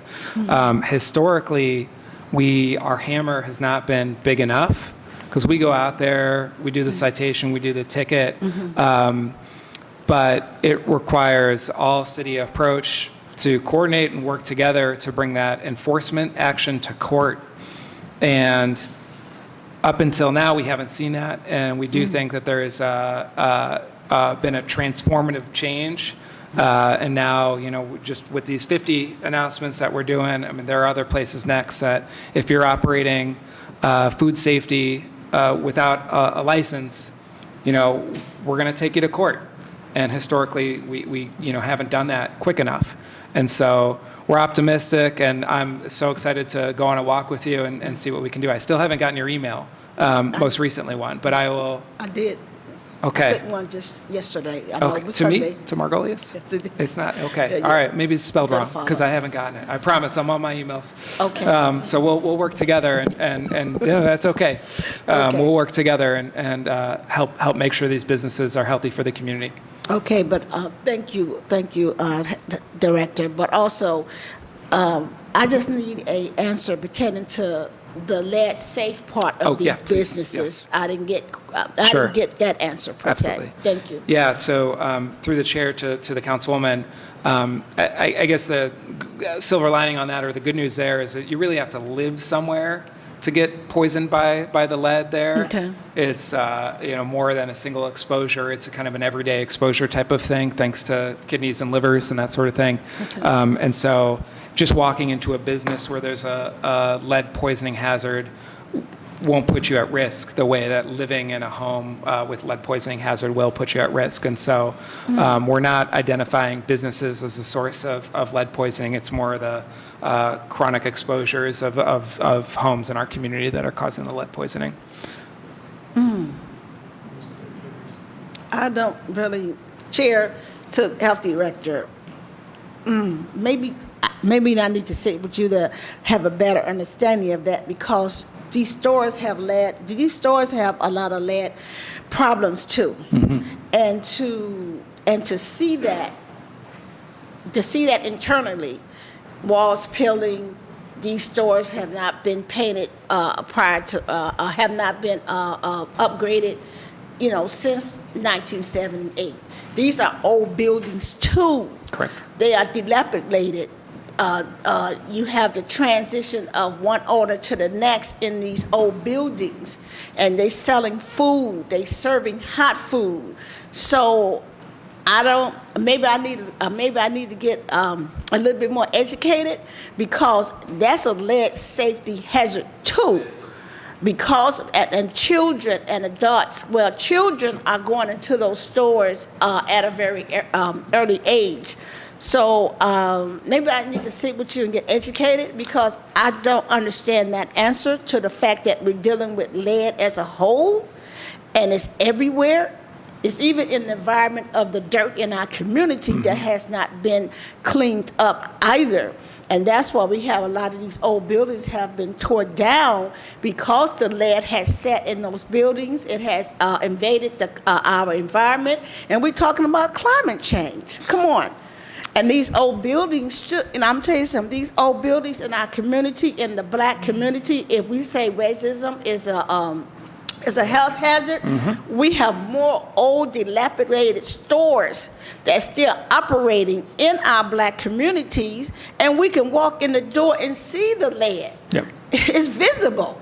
So I need to get educated on this level because that's a death trap happening in our community. And since I've been in this position and been so boots on the ground and so involved because so many residents in my community call me out, I come and meet them at these stores, at these gas stations, and we stand in front of these gas stations. We go inside the stores, and they literally, it's like nonchalant.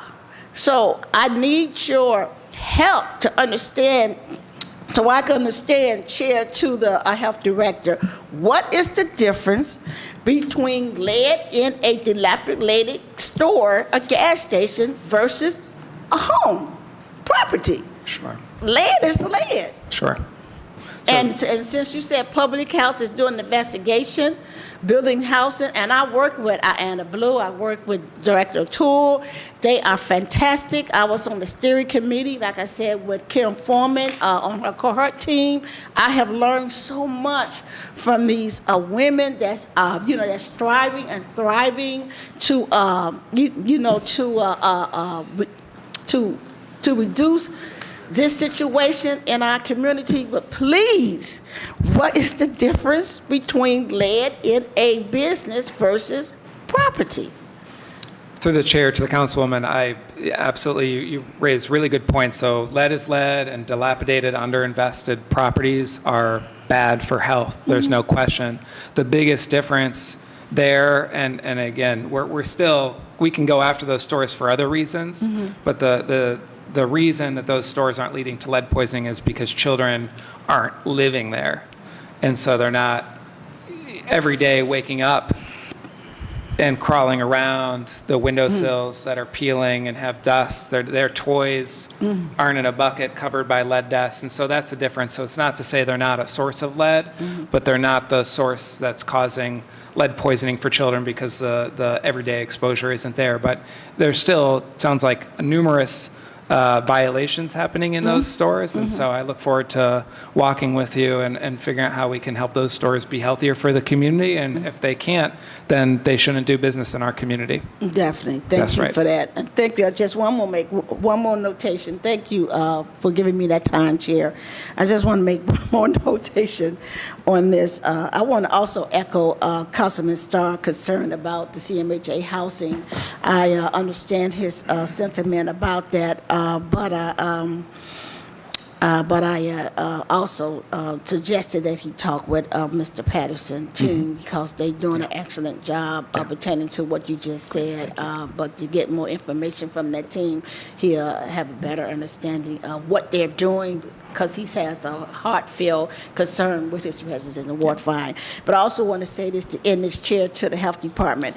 I had one of my employees just text me and said that she is waiting for the lead testing be done in the house that she live in, and she said that she doesn't know what time the city is coming out. So I guess one of your investigators, soon this over, could y'all attend to her house, because she's waiting for an investigator to come to do a lead safe check. So I just want to put that out there. Thank you.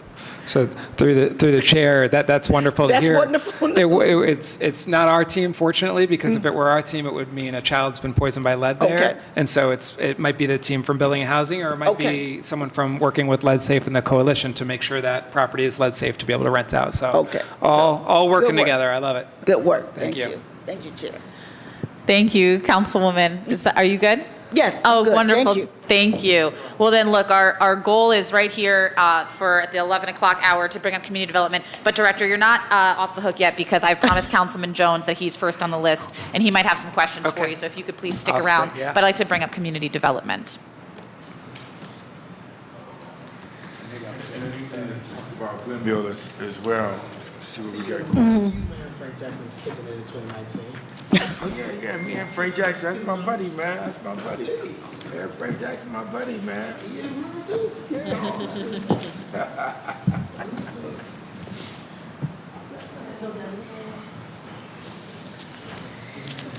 Who are the whoever can speak to the programs directly. I had a call, man, Freddie Johnson. Right. Thank you for your patience, Director. I appreciate it. Again, we're kind of doing this round robin of different departments, I think for level setting, you know, there's a number of HUD grants for lead-safe repairs, specifically one that's in Glenville, one that's citywide. I believe the third one is now closed out. You'll go through that today, but these have had issues in the past in terms of getting the money out the door, and so we're looking for an update about how the work is going to spend the money. All right, thank you so much. We are happy to be here today to answer some questions. So what I'll do is I will start off just broadly, and then we've got folks in the audience as well as some of the managers at the table who can speak more specifically at the program level. So the reality is, and as you have heard from Dr. Margolius this morning, we are not where we need to be, but we are on our way. And that is the greatest takeaway. We know that the need is great, as are the barriers for success. There is no one solution to address our issues, which means the approach is going to have to be multifaceted. What I want to focus on today is not those challenges, but I want to focus on some of the changes that we have been, we are, and will be making. So I want to talk through transitions in staffing. We have, in the past few months, added 2 managers that are focused directly on lead, that run the programs. Those programs had for many months, and sometimes I believe over a year in some cases, did not have a manager directly responsible for that work. That has been remediated, and now we have staff that are dedicated, but those staff are new. We have one manager who's been here for 3 months. Thankfully, she comes from our department, so she is aware of the program. She's had worked intake, and now she is focusing on the strategy and deployment of the lead grant that she's over. And then we just... And Director, is that the program manager citywide or the program manager Glenville? Or program manager Healthy Homes? Excuse me, to the chair. The program manager that's been here for 3 months is on the citywide grant. Citywide, okay, thank you. All right, and then we have one that just joined us within the last month on what program? The program manager that just joined about 30 days ago is on the Glenville grant. Okay. Who is that program manager to the chair? To the chair, to the councilman, the program manager on the Glenville grant is Camille Madison. I'm sorry, who is that? To the chair, to the councilman, Camille Madison. I'm sorry, is this on? Camille Madison is the program manager for the Glenville grant now. She's been here a little bit over 30 days. And that's this org chart, Councilman, if you want to follow along. I see it right here. Great, perfect. I got it in front of me. I see her name on it. Thank you.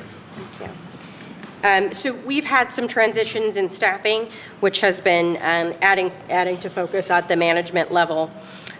We're also undergoing a comprehensive reorganization of the department in general that is department-wide and will touch every program. But for our lead programs, it will help to better address all home repair and rehab, which directly relates to lead. Because at the end of the day, how we remediate is through home repair and rehab. Okay. I also want to note that at the leadership level, we have added Tony Scott as an assistant director for the department. Tony Scott is no stranger to you all who have worked with him, I'm sure, over the years through his leadership in building and housing, and then most recently in our Department of Public Works. Public Works. Okay. What he is tasked with initially are 2 major things. So the first is he's working to transform our land bank. And then the second thing that he is really doing simultaneously is helping us on home repair. And so what he is tasked to do is to identify our gaps and help to provide suggestions and solutions so that we can get over the barriers that have long plagued the program. The other thing that I want to talk about is, I want to note that Tony is stepping in for home repair specifically because our beloved Commissioner Jackson, who is here with us today, has announced her retirement. Wow. So as we prepare for her departure, Tony is stepping in to ensure that we have good, strong transition and support for our management leadership staff. And so as we try to understand what this departure means, think things are going to be a little weird for a little while, which is what I have mentioned to our department. You know, I like Commissioner Jackson. You know, it's hard to get into your department, but I could call her anytime on a Saturday or on a Sunday, talk with her about an issue and concern. Her door is always open. It's been open to me for, matter of fact, for at least 2 decades. And it's hard to get through. If I need to ask her a question, I could reach up, pick the phone up and call her, and she'll respond to me and get back in touch with me. I like that kind of stuff because it's the council member that's getting beat up in the community meetings. And she will even visit my community meeting the next time to discuss, so I won't get beat up and tell me what's going on.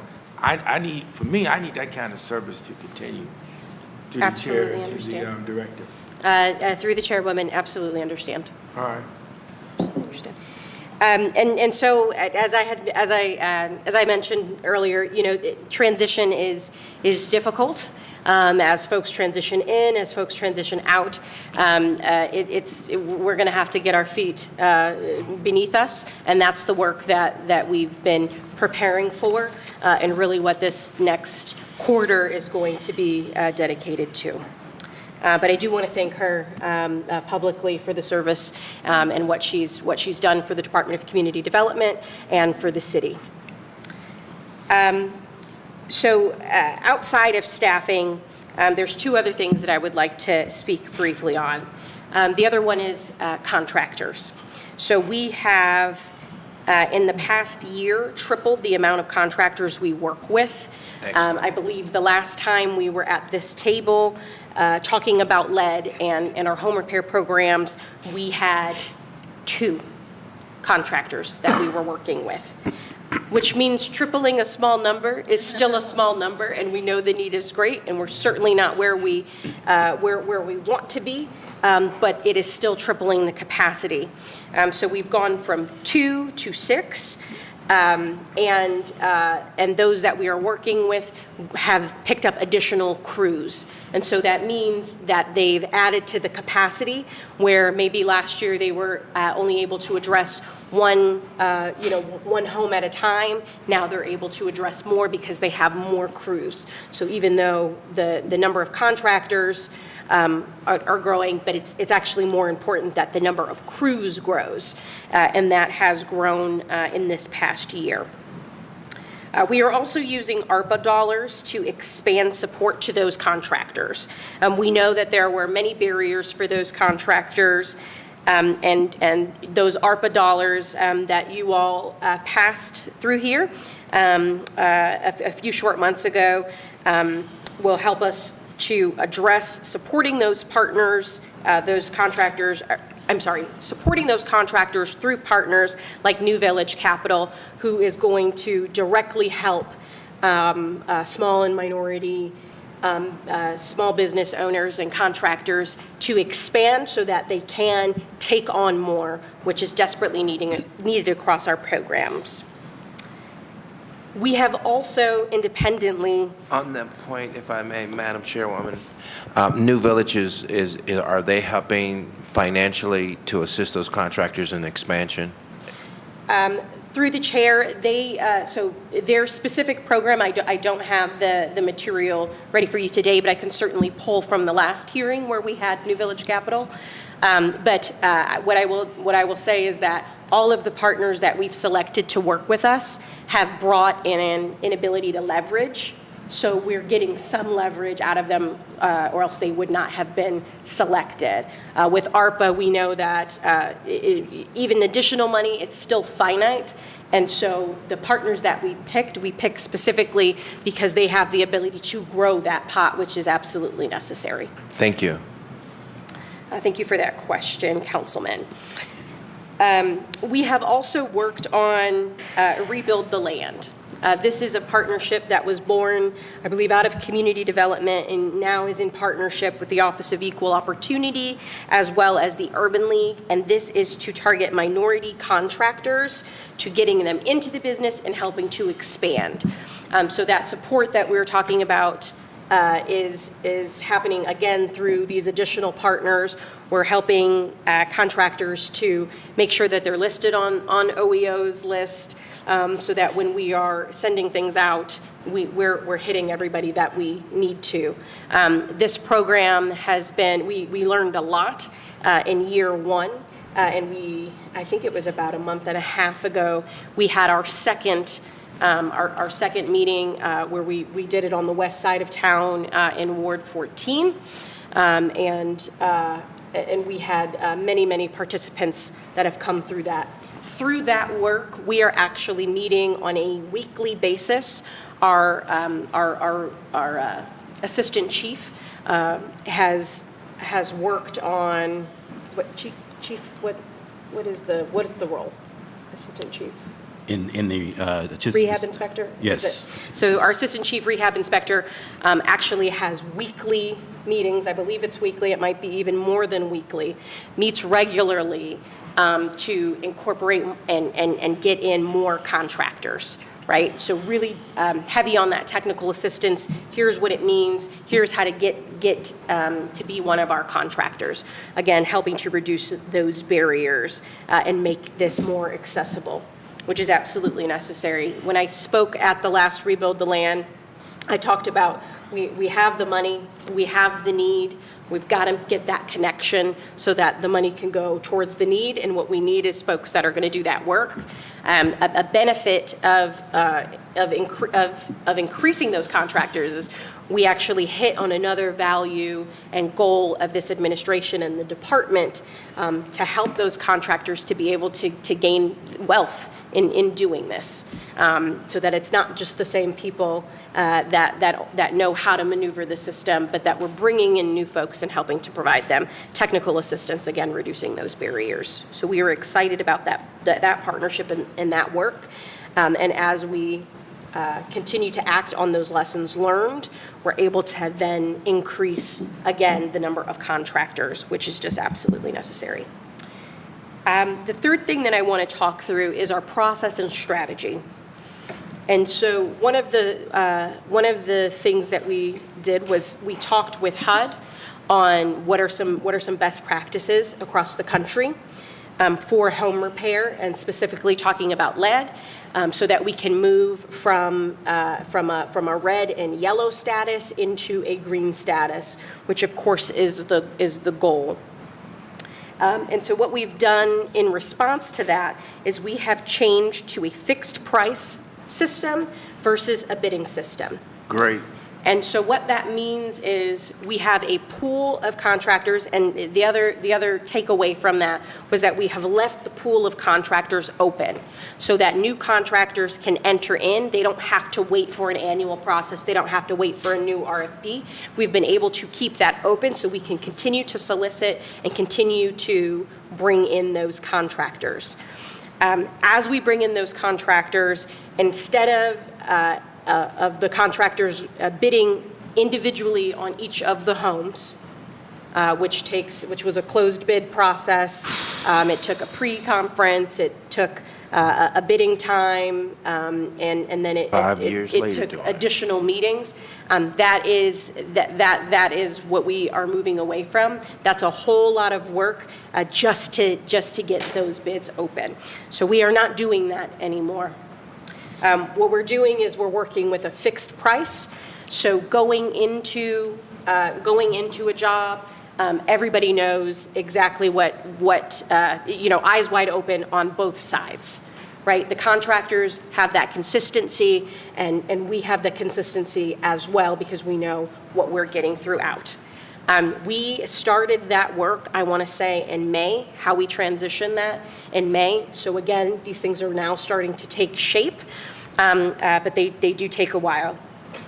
Additionally, we are getting more sophisticated with our ability to layer programs and their dollars.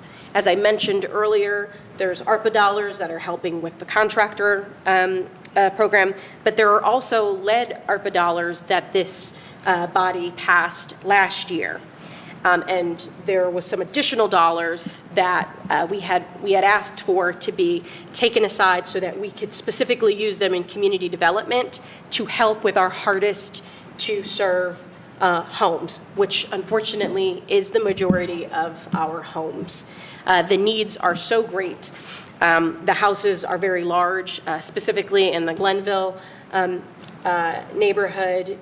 If there's a maximum of $20,000 that we can spend on a home that needs $60,000 of work, then we're something is amiss. So now we're able to layer on those additional dollars. So that is also something that is new, and that the contracts that we just went through a new set of contracts with these new contractors, those additional dollars from ARPA are now in their contracts. And that's something that has changed in the last few months. So we now have the availability to pull down those funds. Okay. And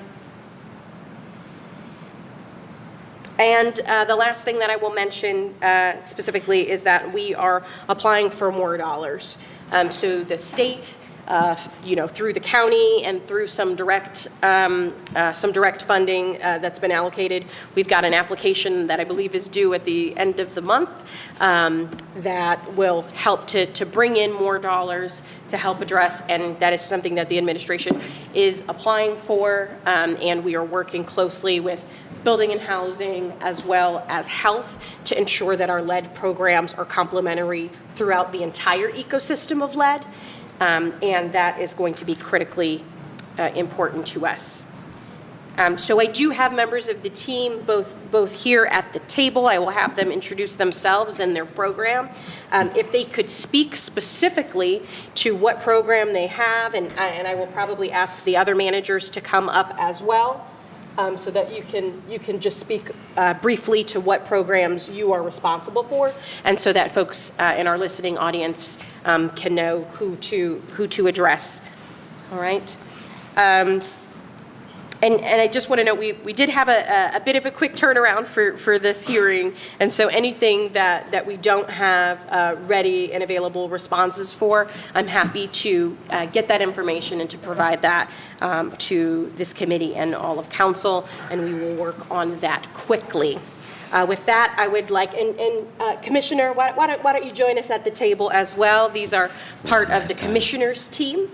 And so I don't believe that Commissioner Jackson needs any real introduction. No. So as she is making her way up here, I believe for the last time, Commissioner.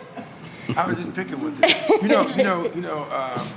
Director, she championed and wrote that Glenville grant, the $9.7 million, really $9.7 million out of $40 million dollars, and you implemented that grant. Is that right, Commissioner?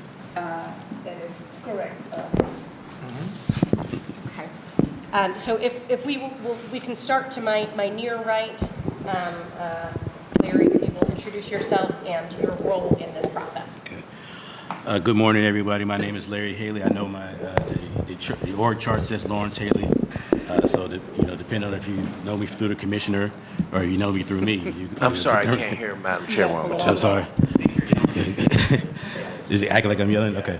Well, good morning, everybody. My name is Larry Haley. I am the the project director for the LEAD program. I am responsible for both grants. And during the time that we did not have program managers for about the last year and a half, I have been serving as the program manager for both grants. So I'm elated that we now have program managers in place because that now frees me up to be more of an asset so that we can get these grants moving. So the Glenville grant, as the councilman mentioned, that grant has obviously been a major challenge for many of the reasons that the director mentioned. But we're excited that we now have new contractors in place. Through the partnership with the Urban League, we're adding the contractors to help us meet the need so that we can serve more people. And I just want to say real quick, as it relates to the Glenville grant, one of our partners is Famicos Foundation. And they've taken a different approach now where they've been doing heavy marketing, billboards, bus stops, radio. They just taken control of the wheel and have been bringing in applications through that approach. We went out to meet with them last week. They do a lead education training session every Wednesday at 5 o'clock. And what they're doing is they're bringing in people that maybe were interested in the program maybe a year or two ago, but they never responded. They're doubling back with them and inviting them out to come out to an education session. So I think it was very impressive.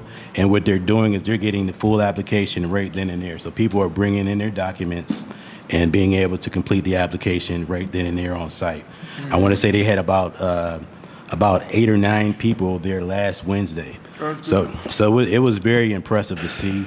They showed them a lead education video. Education is very important in understanding, as the councilwoman mentioned, in understanding what the process is and the dangers of it. So we're excited about that. We're going to increase their dollars for marketing so that we can continue to take that approach. And we want to build that model so that we can use in other communities in the city.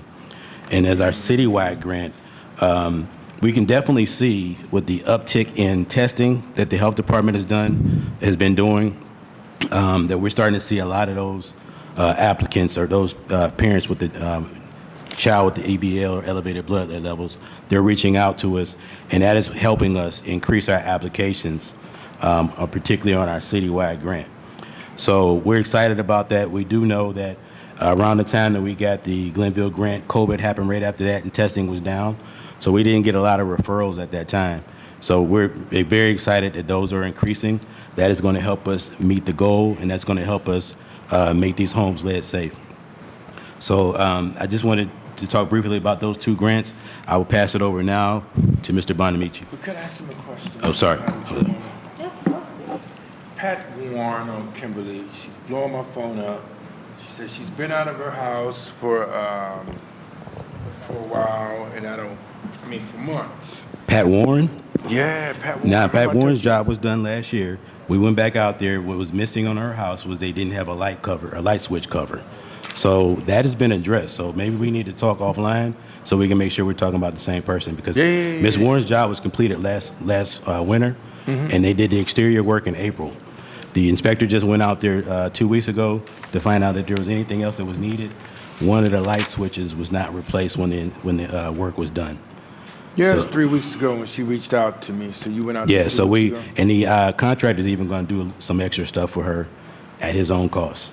All right, help me out with that. She called me. She called the wife when I walked in. She was just going off, and I called you. I reached out to you. Yes, so we went right out there right after I spoke to you.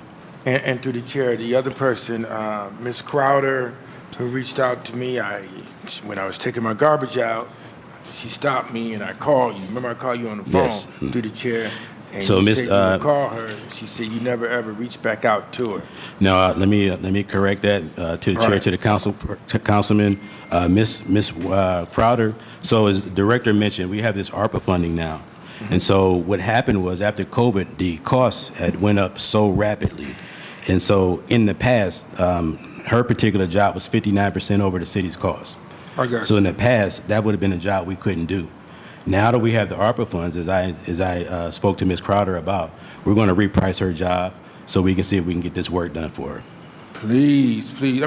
you know, I care about my residents a lot. Absolutely. But, you know, I mean, you go in the store, you try to get a loaf of bread, they stop you.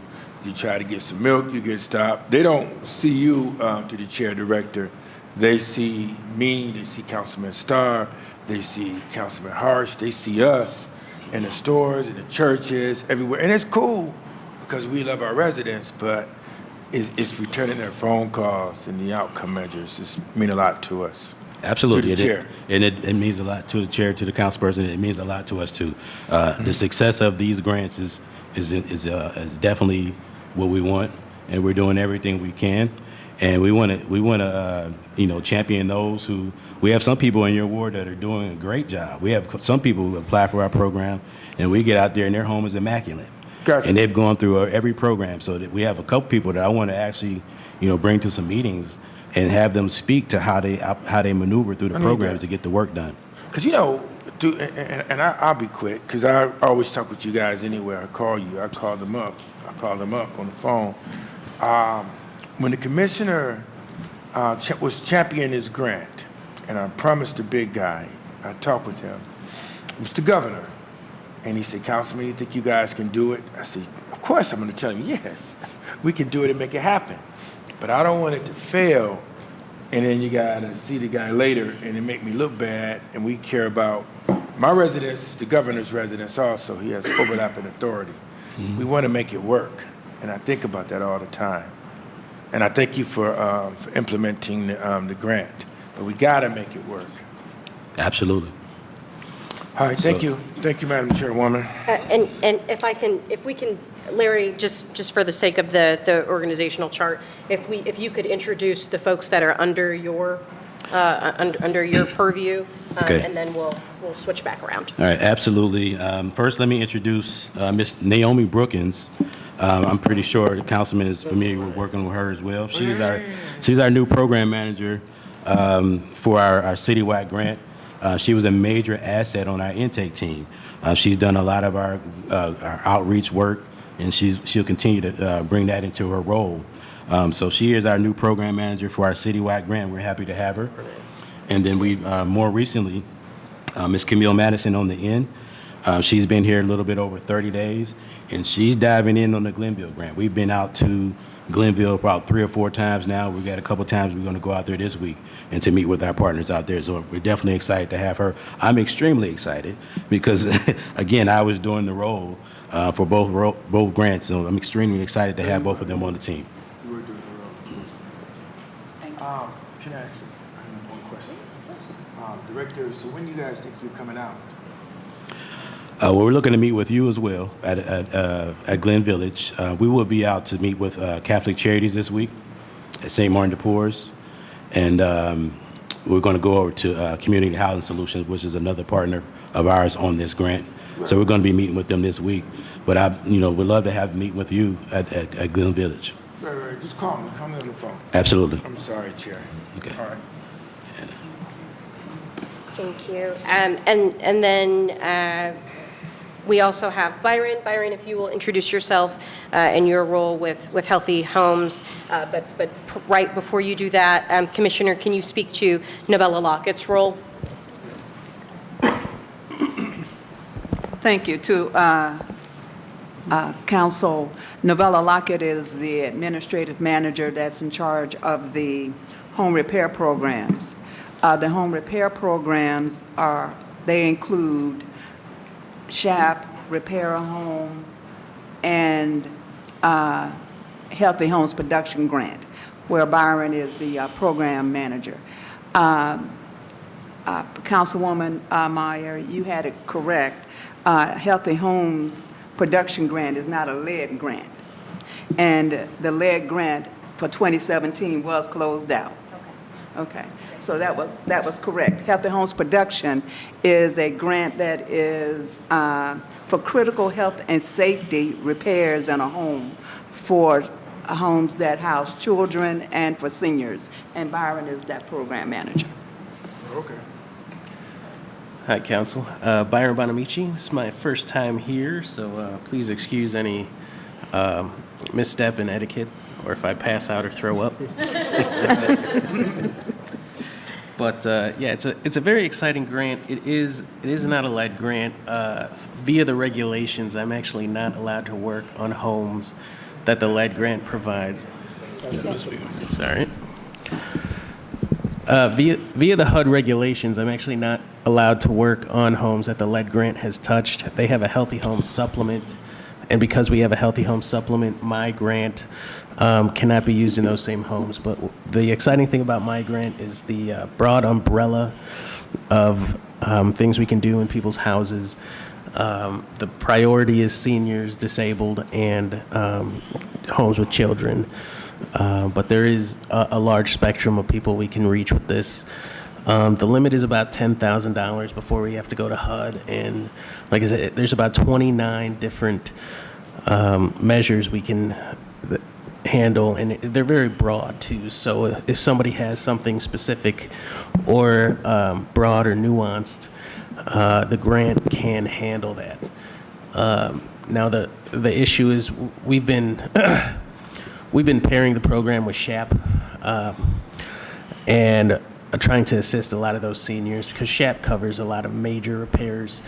I can't do like roofs and porches and things because the cost is too much, but I can handle a lot of interior and exterior measures. And unfortunately, the grant is having the same issue as most of the other grants, as in like getting the dollars out the door, but it's just because every job we have now is.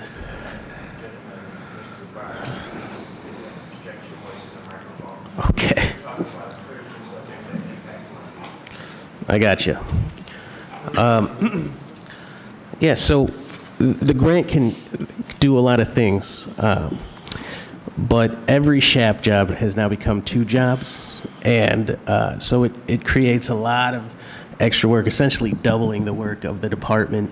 And we're already short on contractors, and we're short-staffed, and there's a lot of things that we have to navigate because my grant is HUD versus SHAP, which is CDBG. The regulations are different, so the requirements don't go hand in hand. And so there are different things that we have to navigate that we're not used to, and the inspectors aren't used to. So we're working. I couldn't hear, Mr. Chairman. What are the programs that you work on? Because I couldn't hear you earlier. I was struggling down here. Healthy Homes Production. Right. Is the grant I manage, and we partner a lot with SHAP clients. I don't manage the SHAP jobs, but we try to work hand in hand to assist the clients with additional measures within their home. Thank you. And thank you for that, Byron. So the different sources of funding have different rules and requirements for that funding through the chair. And so as we talk about layering funding, we have to be careful. But as you all know, when I come to the table, we do have dollars, but our dollars are a little more complicated. And so it's our job to to simplify what that means for our residents. But we thought it important to bring everybody to the table at this point, because really, again, the way that we remediate is through home repair. And so talking about different grants, some based on location, some based on year, is really not helpful for our community members. It's really home repair and then what folks are eligible for. So I'm excited in the next few months to be bringing you some new and innovative ways to address that. What my goal is to have one system where folks will apply. They will say who they are. We will determine their eligibility, and they don't have to fool around with, do I qualify for this grant or that grant?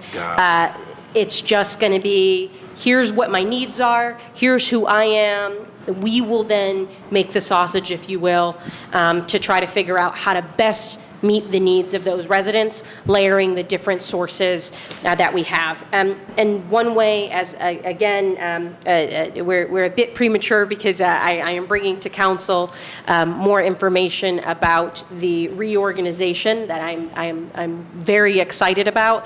But what our goal is, pending council approval, is that we move in a new direction and have a new division that is for residential improvement solely.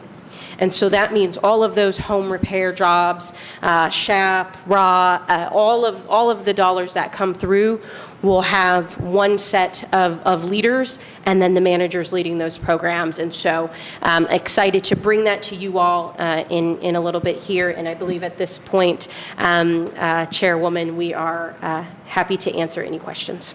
Great, thank you. I know we're all excited to hear more about your work in the months ahead.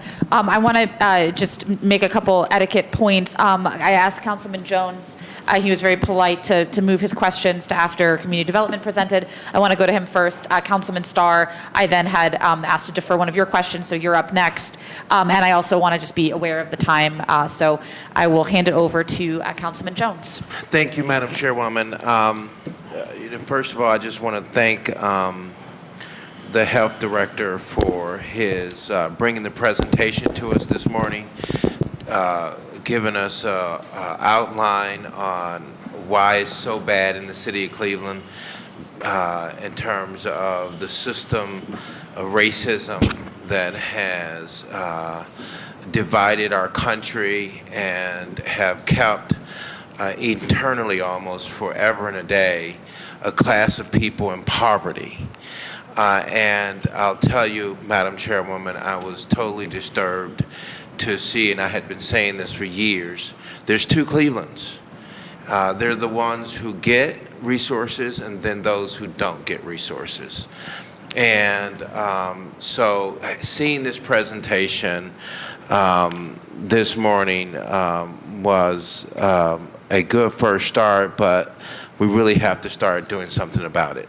Now, I don't want to take up too much time to sit here and talk about it in a great depth, because I know that we have another director in front of us. But I do want to know how big, because I remember how big the health department used to be in days of old. How big is your department right now? Through the chair to Councilman Jones, we're about 130 people right now.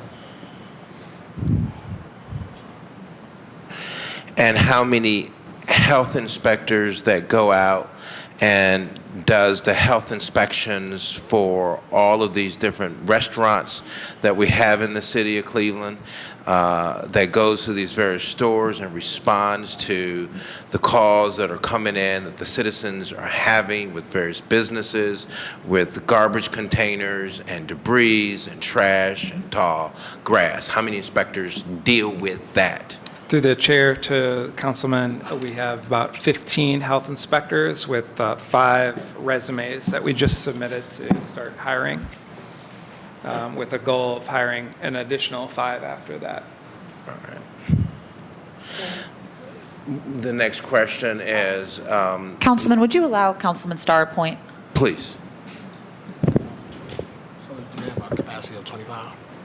So through the chair, my point I would ask, so the health department have a budget for 25 total health inspectors? Through the chair to the councilperson, yeah, that's about right. The reason I'm being a little vague is because there's the general fund, and then there's we get also, for food safety, there are other sources of funding from the state for that. So, but yeah, about 25. And is that number, Madam Chairwoman, to the director, is that up from the previous, you've been here for 2 years. When you came into the department, how many actual health inspectors that were actually active on the books, hired already, out in the field, doing this work? Through the chair to the councilperson, we're about even.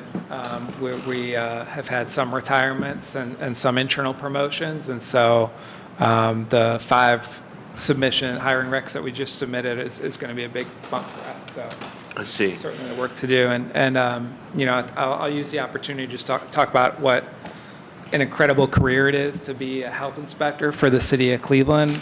It's Madam a great Chairwoman, job. I want to reclaim my time. Okay, go for it. And no disrespect, because you had the time to say it earlier. And so right now, I don't want this chairwoman to start talking about I ain't got no time, we're gonna have problems for the rest of these meetings. So I just want to get straight to the point. And because what's important, this is going to go to the same director, the similar line of questioning. We have residents who are absolutely upset and angry. And so when they call over to the health department, for years, they've been getting the hoodwink, we're going to take care of it kind of concept, it's on its way, and they're frustrated. So their patience, unfortunately, have worn out. And so the people who are on that front line, these members sitting here at this table, I can only talk for myself, they don't want to be calling in to an empty line. And then at the end of the day, 30, 60, 90, 120 days later, they're still having the same issue with something as simple as your inspector not being able to get out there and deal with citing the property owner, making sure that the property owner is following the codes of the city of Cleveland. For an example, we have been fighting on this issue on Milverton Avenue for the longest, where we have a number of apartment units that do not have enclosed containers, and we've complained about it, and we've sent lists in, we've sent addresses in, and we still haven't gotten any resolve on it. So, and that's a little thing. So what I want to say is that I'm not mad at you, Director. Yeah, I appreciate the fact that you're going to staff up, but I just want you to understand that this is political because people are going to vote, and their patience, unfortunately, has run thin. And I'm hoping and I'm telling them that these departments have to be rebuilt. And we have to put people in there that are going to take care of the citizens' needs. Not people, if they have problems, and we sit here at this table, and every year I ask the same question from one director to the commissioner. Do you have the tools necessary to do the work? And so for me, it's really important. If you sit here and shake your head, yes, and I'm calling over your department, and I don't call you but every so often, but my citizens are calling to try to get help and they're not getting that help, then you lied to me sitting here at this table. And that's how I look at it, matter of factly, black and white, is that I've asked you several times, not you, but directors, do you have the funding? So we sat here, we heard your presentation, and you talked about the process. My suggestions, and I don't want to hold it long, would be healthy suggestions. Mrs. Abernathy, a young lady with a child, a black woman, was put in one of the houses in the city of Cleveland. And that address is 17915 Harvard Avenue. And I even had to get on the TV to deal with it. When I went into the house, it was so bad that I don't even know why she even accepted to live there. When you just step into the doorway, I could smell the feces in the house. The floor coming in, the carpet was so old, probably the original carpet installed when the house was built. And it was matted with, I don't even want to describe it here because it's just too graphic. And when I went up the stairs and I saw how it was torn apart, and we're talking about CMHA here now, and then we went into her housing, half of her electricity didn't work. They didn't have protection sockets on the thing, and the agency approved it. It passed inspections. We called over to the city to do its due diligence, talking about lead now as a part of this. And when I went into the house, I saw all of the paint chips all over this window sills. I saw how it had broken in pieces and fiber. It was everywhere. She showed me how her sinks didn't work, talking about CMHA. She showed me how feces had bagged up into the actual place, and then I got to take a look at what our city wrote in terms of the issues. I was flabbergasted that they didn't shut it down and then take away the occupancy permit. No human being on this planet, on God's earth, no matter who they are, should not have to endure such a situation. So I say this. Do you have the authority in the department to pull the permit of occupancy? Through the chair to the council person, I'm not sure. I think that would be building and housing. I also do want to, your question of do I have the tools right now to do what I need to do? So we have vacancies, so we're not there yet. We're working on it, as I mentioned. And also the Residents First legislation that I think you're going to hear this week will give us additional tools to have more teeth on enforcement. So I'm excited about that discussion later this week. But the authority question, I believe, would be building and housing. So that would be something that I would, Madam Chairwoman, my humble suggestion is that the health department should have the capacity as well as building housing to ask that a occupancy permit be pulled based upon health conditions. If we're sitting here talking about we want to really do something about these issues, then the health department needs to have the tools as well as building housing to request that the occupancy be pulled. And what we're having right now, Madam Chairwoman, from my experience sitting at this table here for the last 30 years, it was a gross deterioration of various different departments in the city of Cleveland to such a degree I don't even know what they do. And Councilman, when you say pulled, you mean pull a new permit or revoke their Revoke. Yeah, Revoke. you do have that authority, but it's a question of. I saw the story about your resident, Mrs. Abernathy, and I was horrified by it. And I was particularly horrified that that property had ever passed the HQS inspections from CMHA, because within the housing industry, those are known as like the bare minimum. I mean, if you, it should not, a property like that should not have passed HQS, and there were many failings along the way. Yes, thank you. And then I just want to add this too. When I looked at the listing here, so it seems like this is a double. Both departments are looking at this. I looked at the grant citywide for how do our citizens get an opportunity to take advantage of this grant, and how much are these grants valued at? What is the total grant for the 2019 High Impact Neighborhood Grant for Glenville? What is that nominal amount? And what is the grant total for the Lead Hazard Control Grant? How do our citizens have the opportunity to, and who do they call to have a chance to participate in this grant, and how does that process work?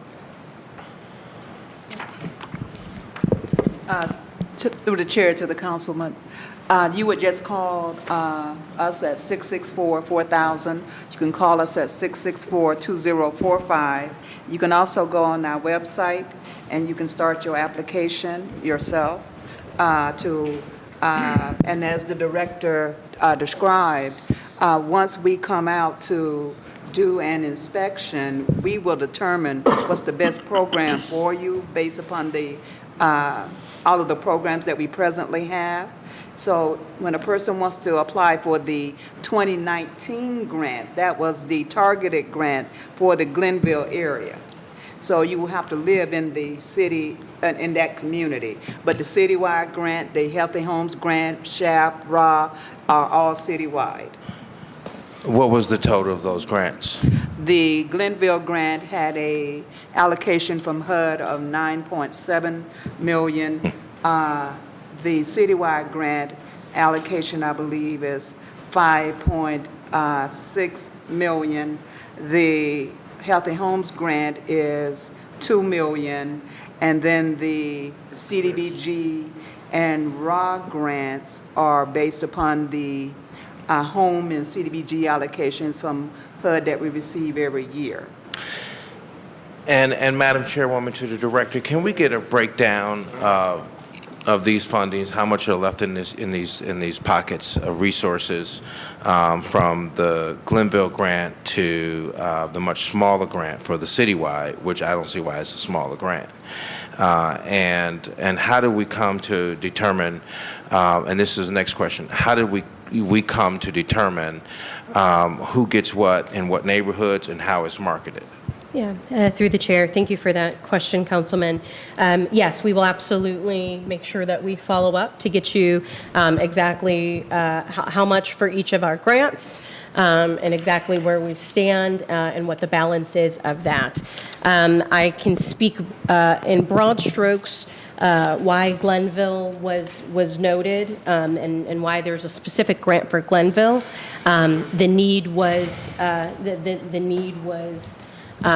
it's called a high impact grant, and so you have to hit certain thresholds in order for you to qualify for that grant. Glenville hit those thresholds. And I'm so glad that you asked this other question because it gives me an opportunity to share the resource guide, which is just newly printed. I will pass it over to my council colleagues over here. This resource guide has been a long time coming, but it describes in brief summary what our programs are, how to get into those programs. There's a QR code that will go to our website. And as I mentioned earlier, eventually this will lead to that one universal application to get into our programs. But this is how we are going to be more aggressive.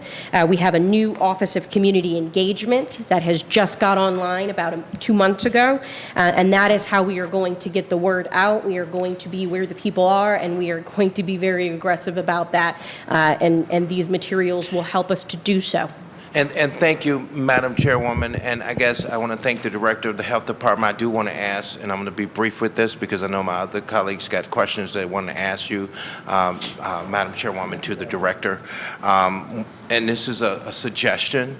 Looking at the presentation that you made here, and let me grab my notes. Bear with me.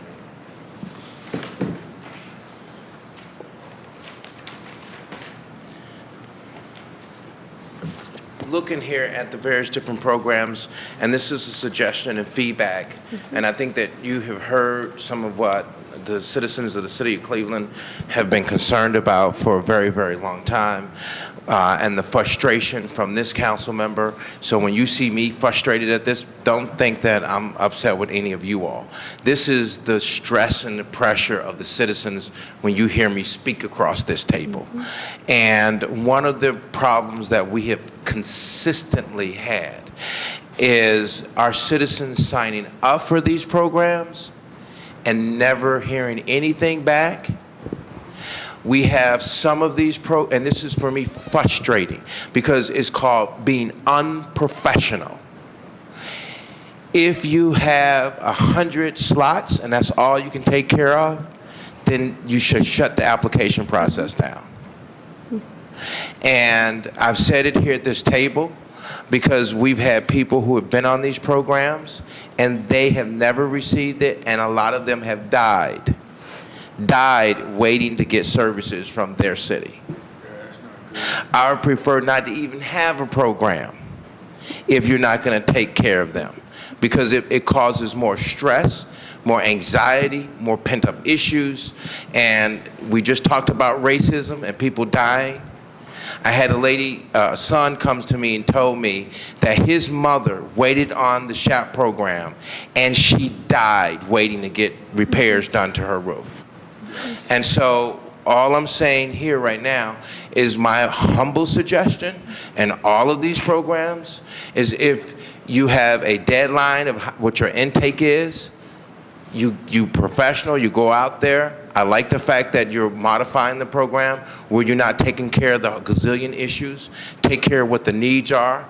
I would suggest abolish change orders. That just shouldn't exist. It takes too long. It's a garbage process. None of us do this in the industry. It's just something that is arcane and dinosaur-like in government.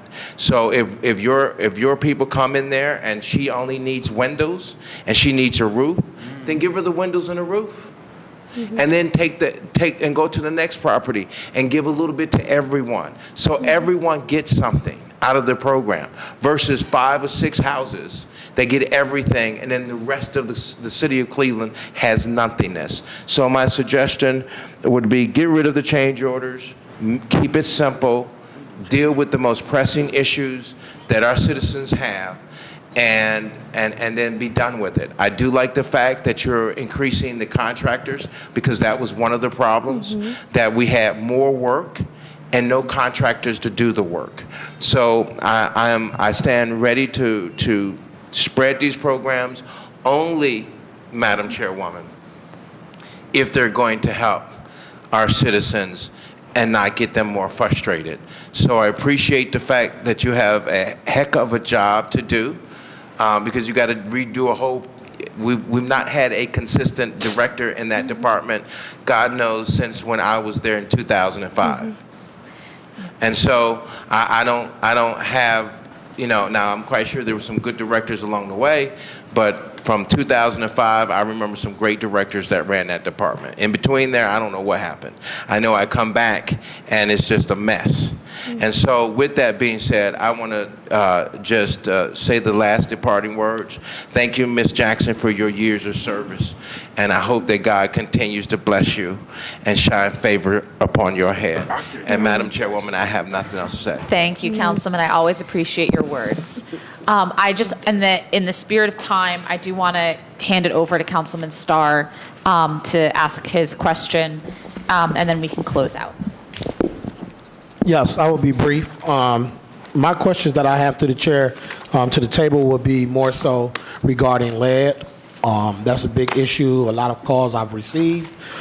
Residents do notice a lot of the things that get passed, and they see the services coming to the city of Cleveland, but oftentimes it doesn't hit central neighborhoods or the parts of my ward. So I would love to see what is the relationship that community development have as regard to this lead safe program that we had, as well as the grants, and understanding what role do the inspectors, if you have in your department, plays, and what do they do? How many inspectors? I know we got the 25 health inspectors that was indicated with 15, getting ready to add 5 more and then additional 5 more.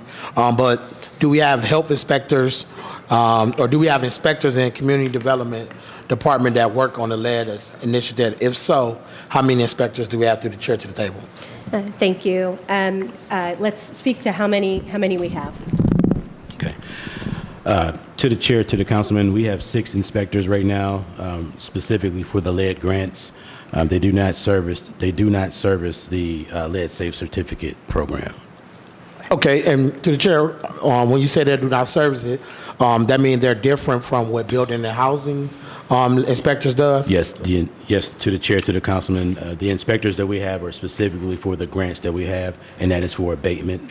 The lead safe certificate, that work is just it's not abatement work. It's what we call not remediation, but it's interim controls. So it's just painting, so they can get the certificate for those homes. So it's 2 different programs. Yep. So the program that you're speaking of, through the chair, would be making sure the paint and the exterior is good, so it can be lead safe, instead of having that old paint that was deemed lead infested prior to like 1978, right? To the chair.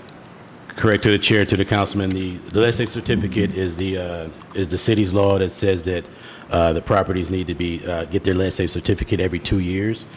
Our program specifically is for homes where there's been a child that is tested positive for elevated blood lead level. Those are the homes that are getting their lead hazard control orders placed on them. So those tenants and owners can reach out to us and apply for our program, and we will do abatement. That means we will remove as much of the lead as we can and replace it with new material. Okay. Thank you, Councilman. I really appreciate that. I'm going to close us out with a quick question of with the 50 new prosecutions of lead hazard control order properties. Would those property owners be eligible to come to you to apply for funding to repair their properties and try to resolve the long-standing LHCO that the health department has that they've not addressed in the past? Through the chair. Or no, I am the chair. Keep doing that. I keep doing it. Look, one day I'll learn. Through the chair, I think Commissioner, go ahead.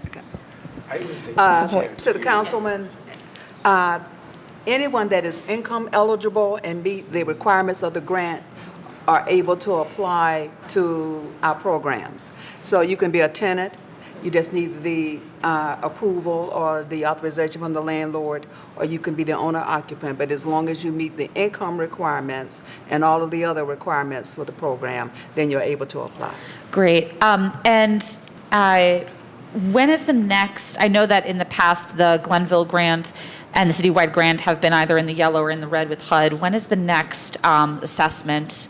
As I do want to note that you have a number of applications under review that clearly, like, you've kicked up the number of people who are entering in under the Glenville grant.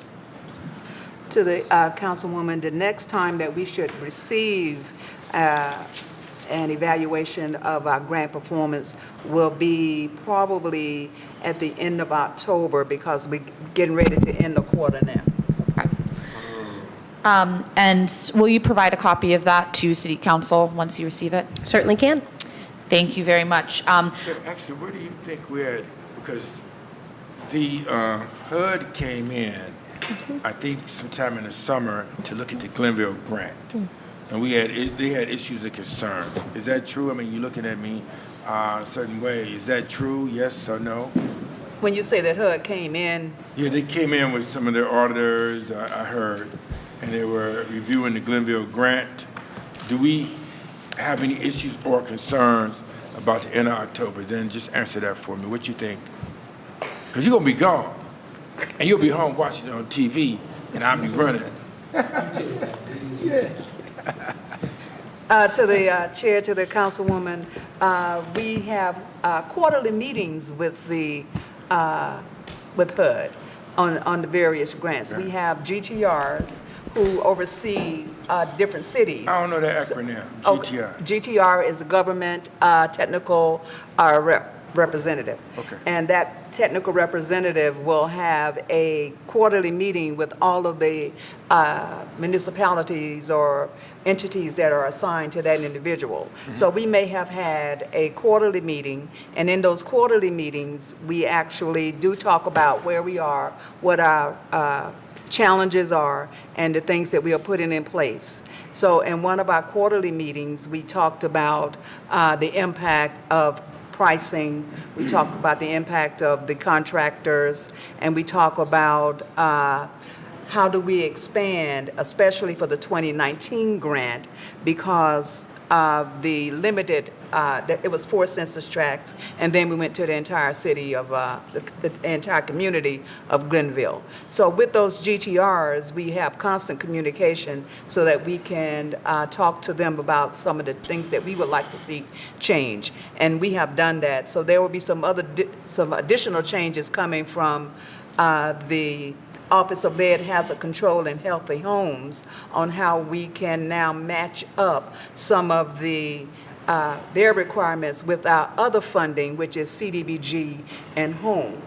So I want to thank our director for getting us the ARPA funding. This is my one last thing that I will say as the commissioner here, is that for years, for over 20, I asked for funding to do the right thing. And we never got funding to do. Hey, she leaving now. She leaving now. We never got the funding to do the right thing. And now we have the ARPA funding. But in order for us to do the right thing when we're in a SHAP home, then we need to have some funding that is not always CDBG or HUD funding, so that we, with all the restrictions, thank you, Councilman, so that we can do the right thing. So when we get into a house where we are only going to do the roof and the plumbing is shot, then we are able to do the plumbing with that same contractor without having to go back out and meet regulations for another particular grant. And then that becomes the frustrating part for the applicant, because nobody understands that but us. And they don't understand that in order for us to use this money, we got to do A, B, C, and D. So if we had money just to do the right thing, well, while we're there, then we can get in and get out. Okay. That's my last thing. So your last thing. You're great. You're a great doctor. Tia Taylor. Are you familiar with her? You're a family member with the lead problem. I went in there and. More than nine, right across the street from Jeff Johnson, but I don't know the address.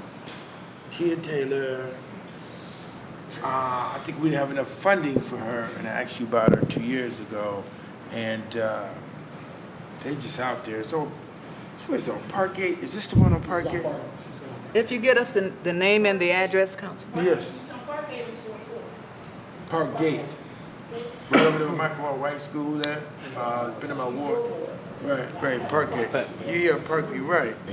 And she has a young kid. I think this might be it. With the $50,000, $597. Tia Taylor, she came to see. Have an address over there? No, you don't have an address. Wait a minute, hold it. Yes, we do. 9118. Does that sound right? 9118, 9120? Councilman Starr? Through the chair. Madam Chairwoman, I heard what the Commissioner Jackson had to say about doing the right thing, and I appreciate her response. I would suggest, Madam Chairwoman, because this has been a frustration for me sitting here at the table, is using block grant monies and funds and resources that are so restrictive that the purpose of using those funds is really to help the people. But because the federal government and our own city has put a yoke on those programs to such a degree that you can't really get them in the streets. They can't really help the people that they were programmed to help, and that's frustrating. And what she's shedding light is probably one of the major issues why we're just in a mess that we're in. So my suggestion, Madam Chairwoman, to commissioners, directors, and whomever else want to listen, when we want to do the right thing, tell us. Mm-hmm. We don't know if I'm sitting here at this table, pounding this table, day in and day out. This is not my committee, but I wanted to hear this presentation. We need your input and feedback. Mm-hmm.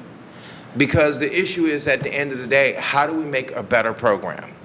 How do we make a program that really reaches the people and really resolves the issues and move our city forward so that we can go on to the next thing?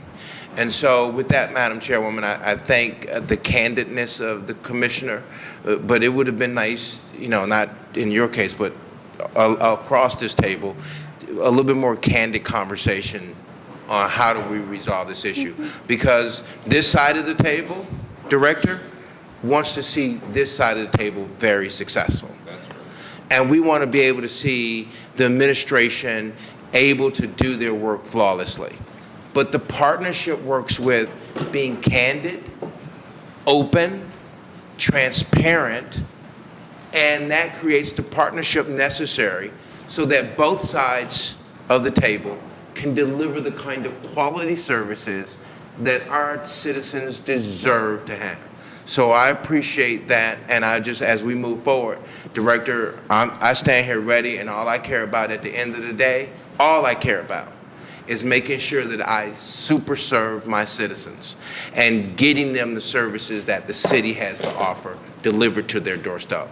So with that, thank you, Madam Chairwoman, for allowing me to speak, and thank you, Commissioner, for your time and your service to our city.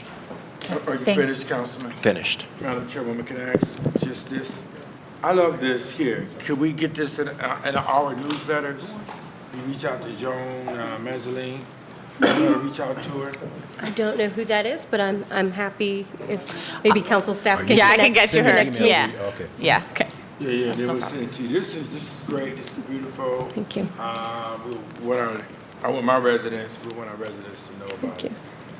Get it in there. So we'll about Thank you, Councilman. We also have one for contractors, we have one for business owners, and we have one, contracts, business owners, and we have 4 of them, so. Great. And maybe for the developers. residents. This for the residents. Then this one's for residents, yes. Yeah, our bosses. So we'll give it to them.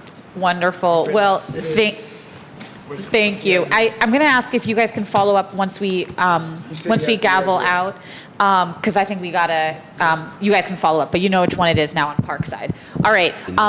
With that, let's conclude this meeting of Health and Human Services. We have more to follow up on, but I appreciate this sort of check-in on the Health Department and Community Development. Thank you, everybody, for your time and work.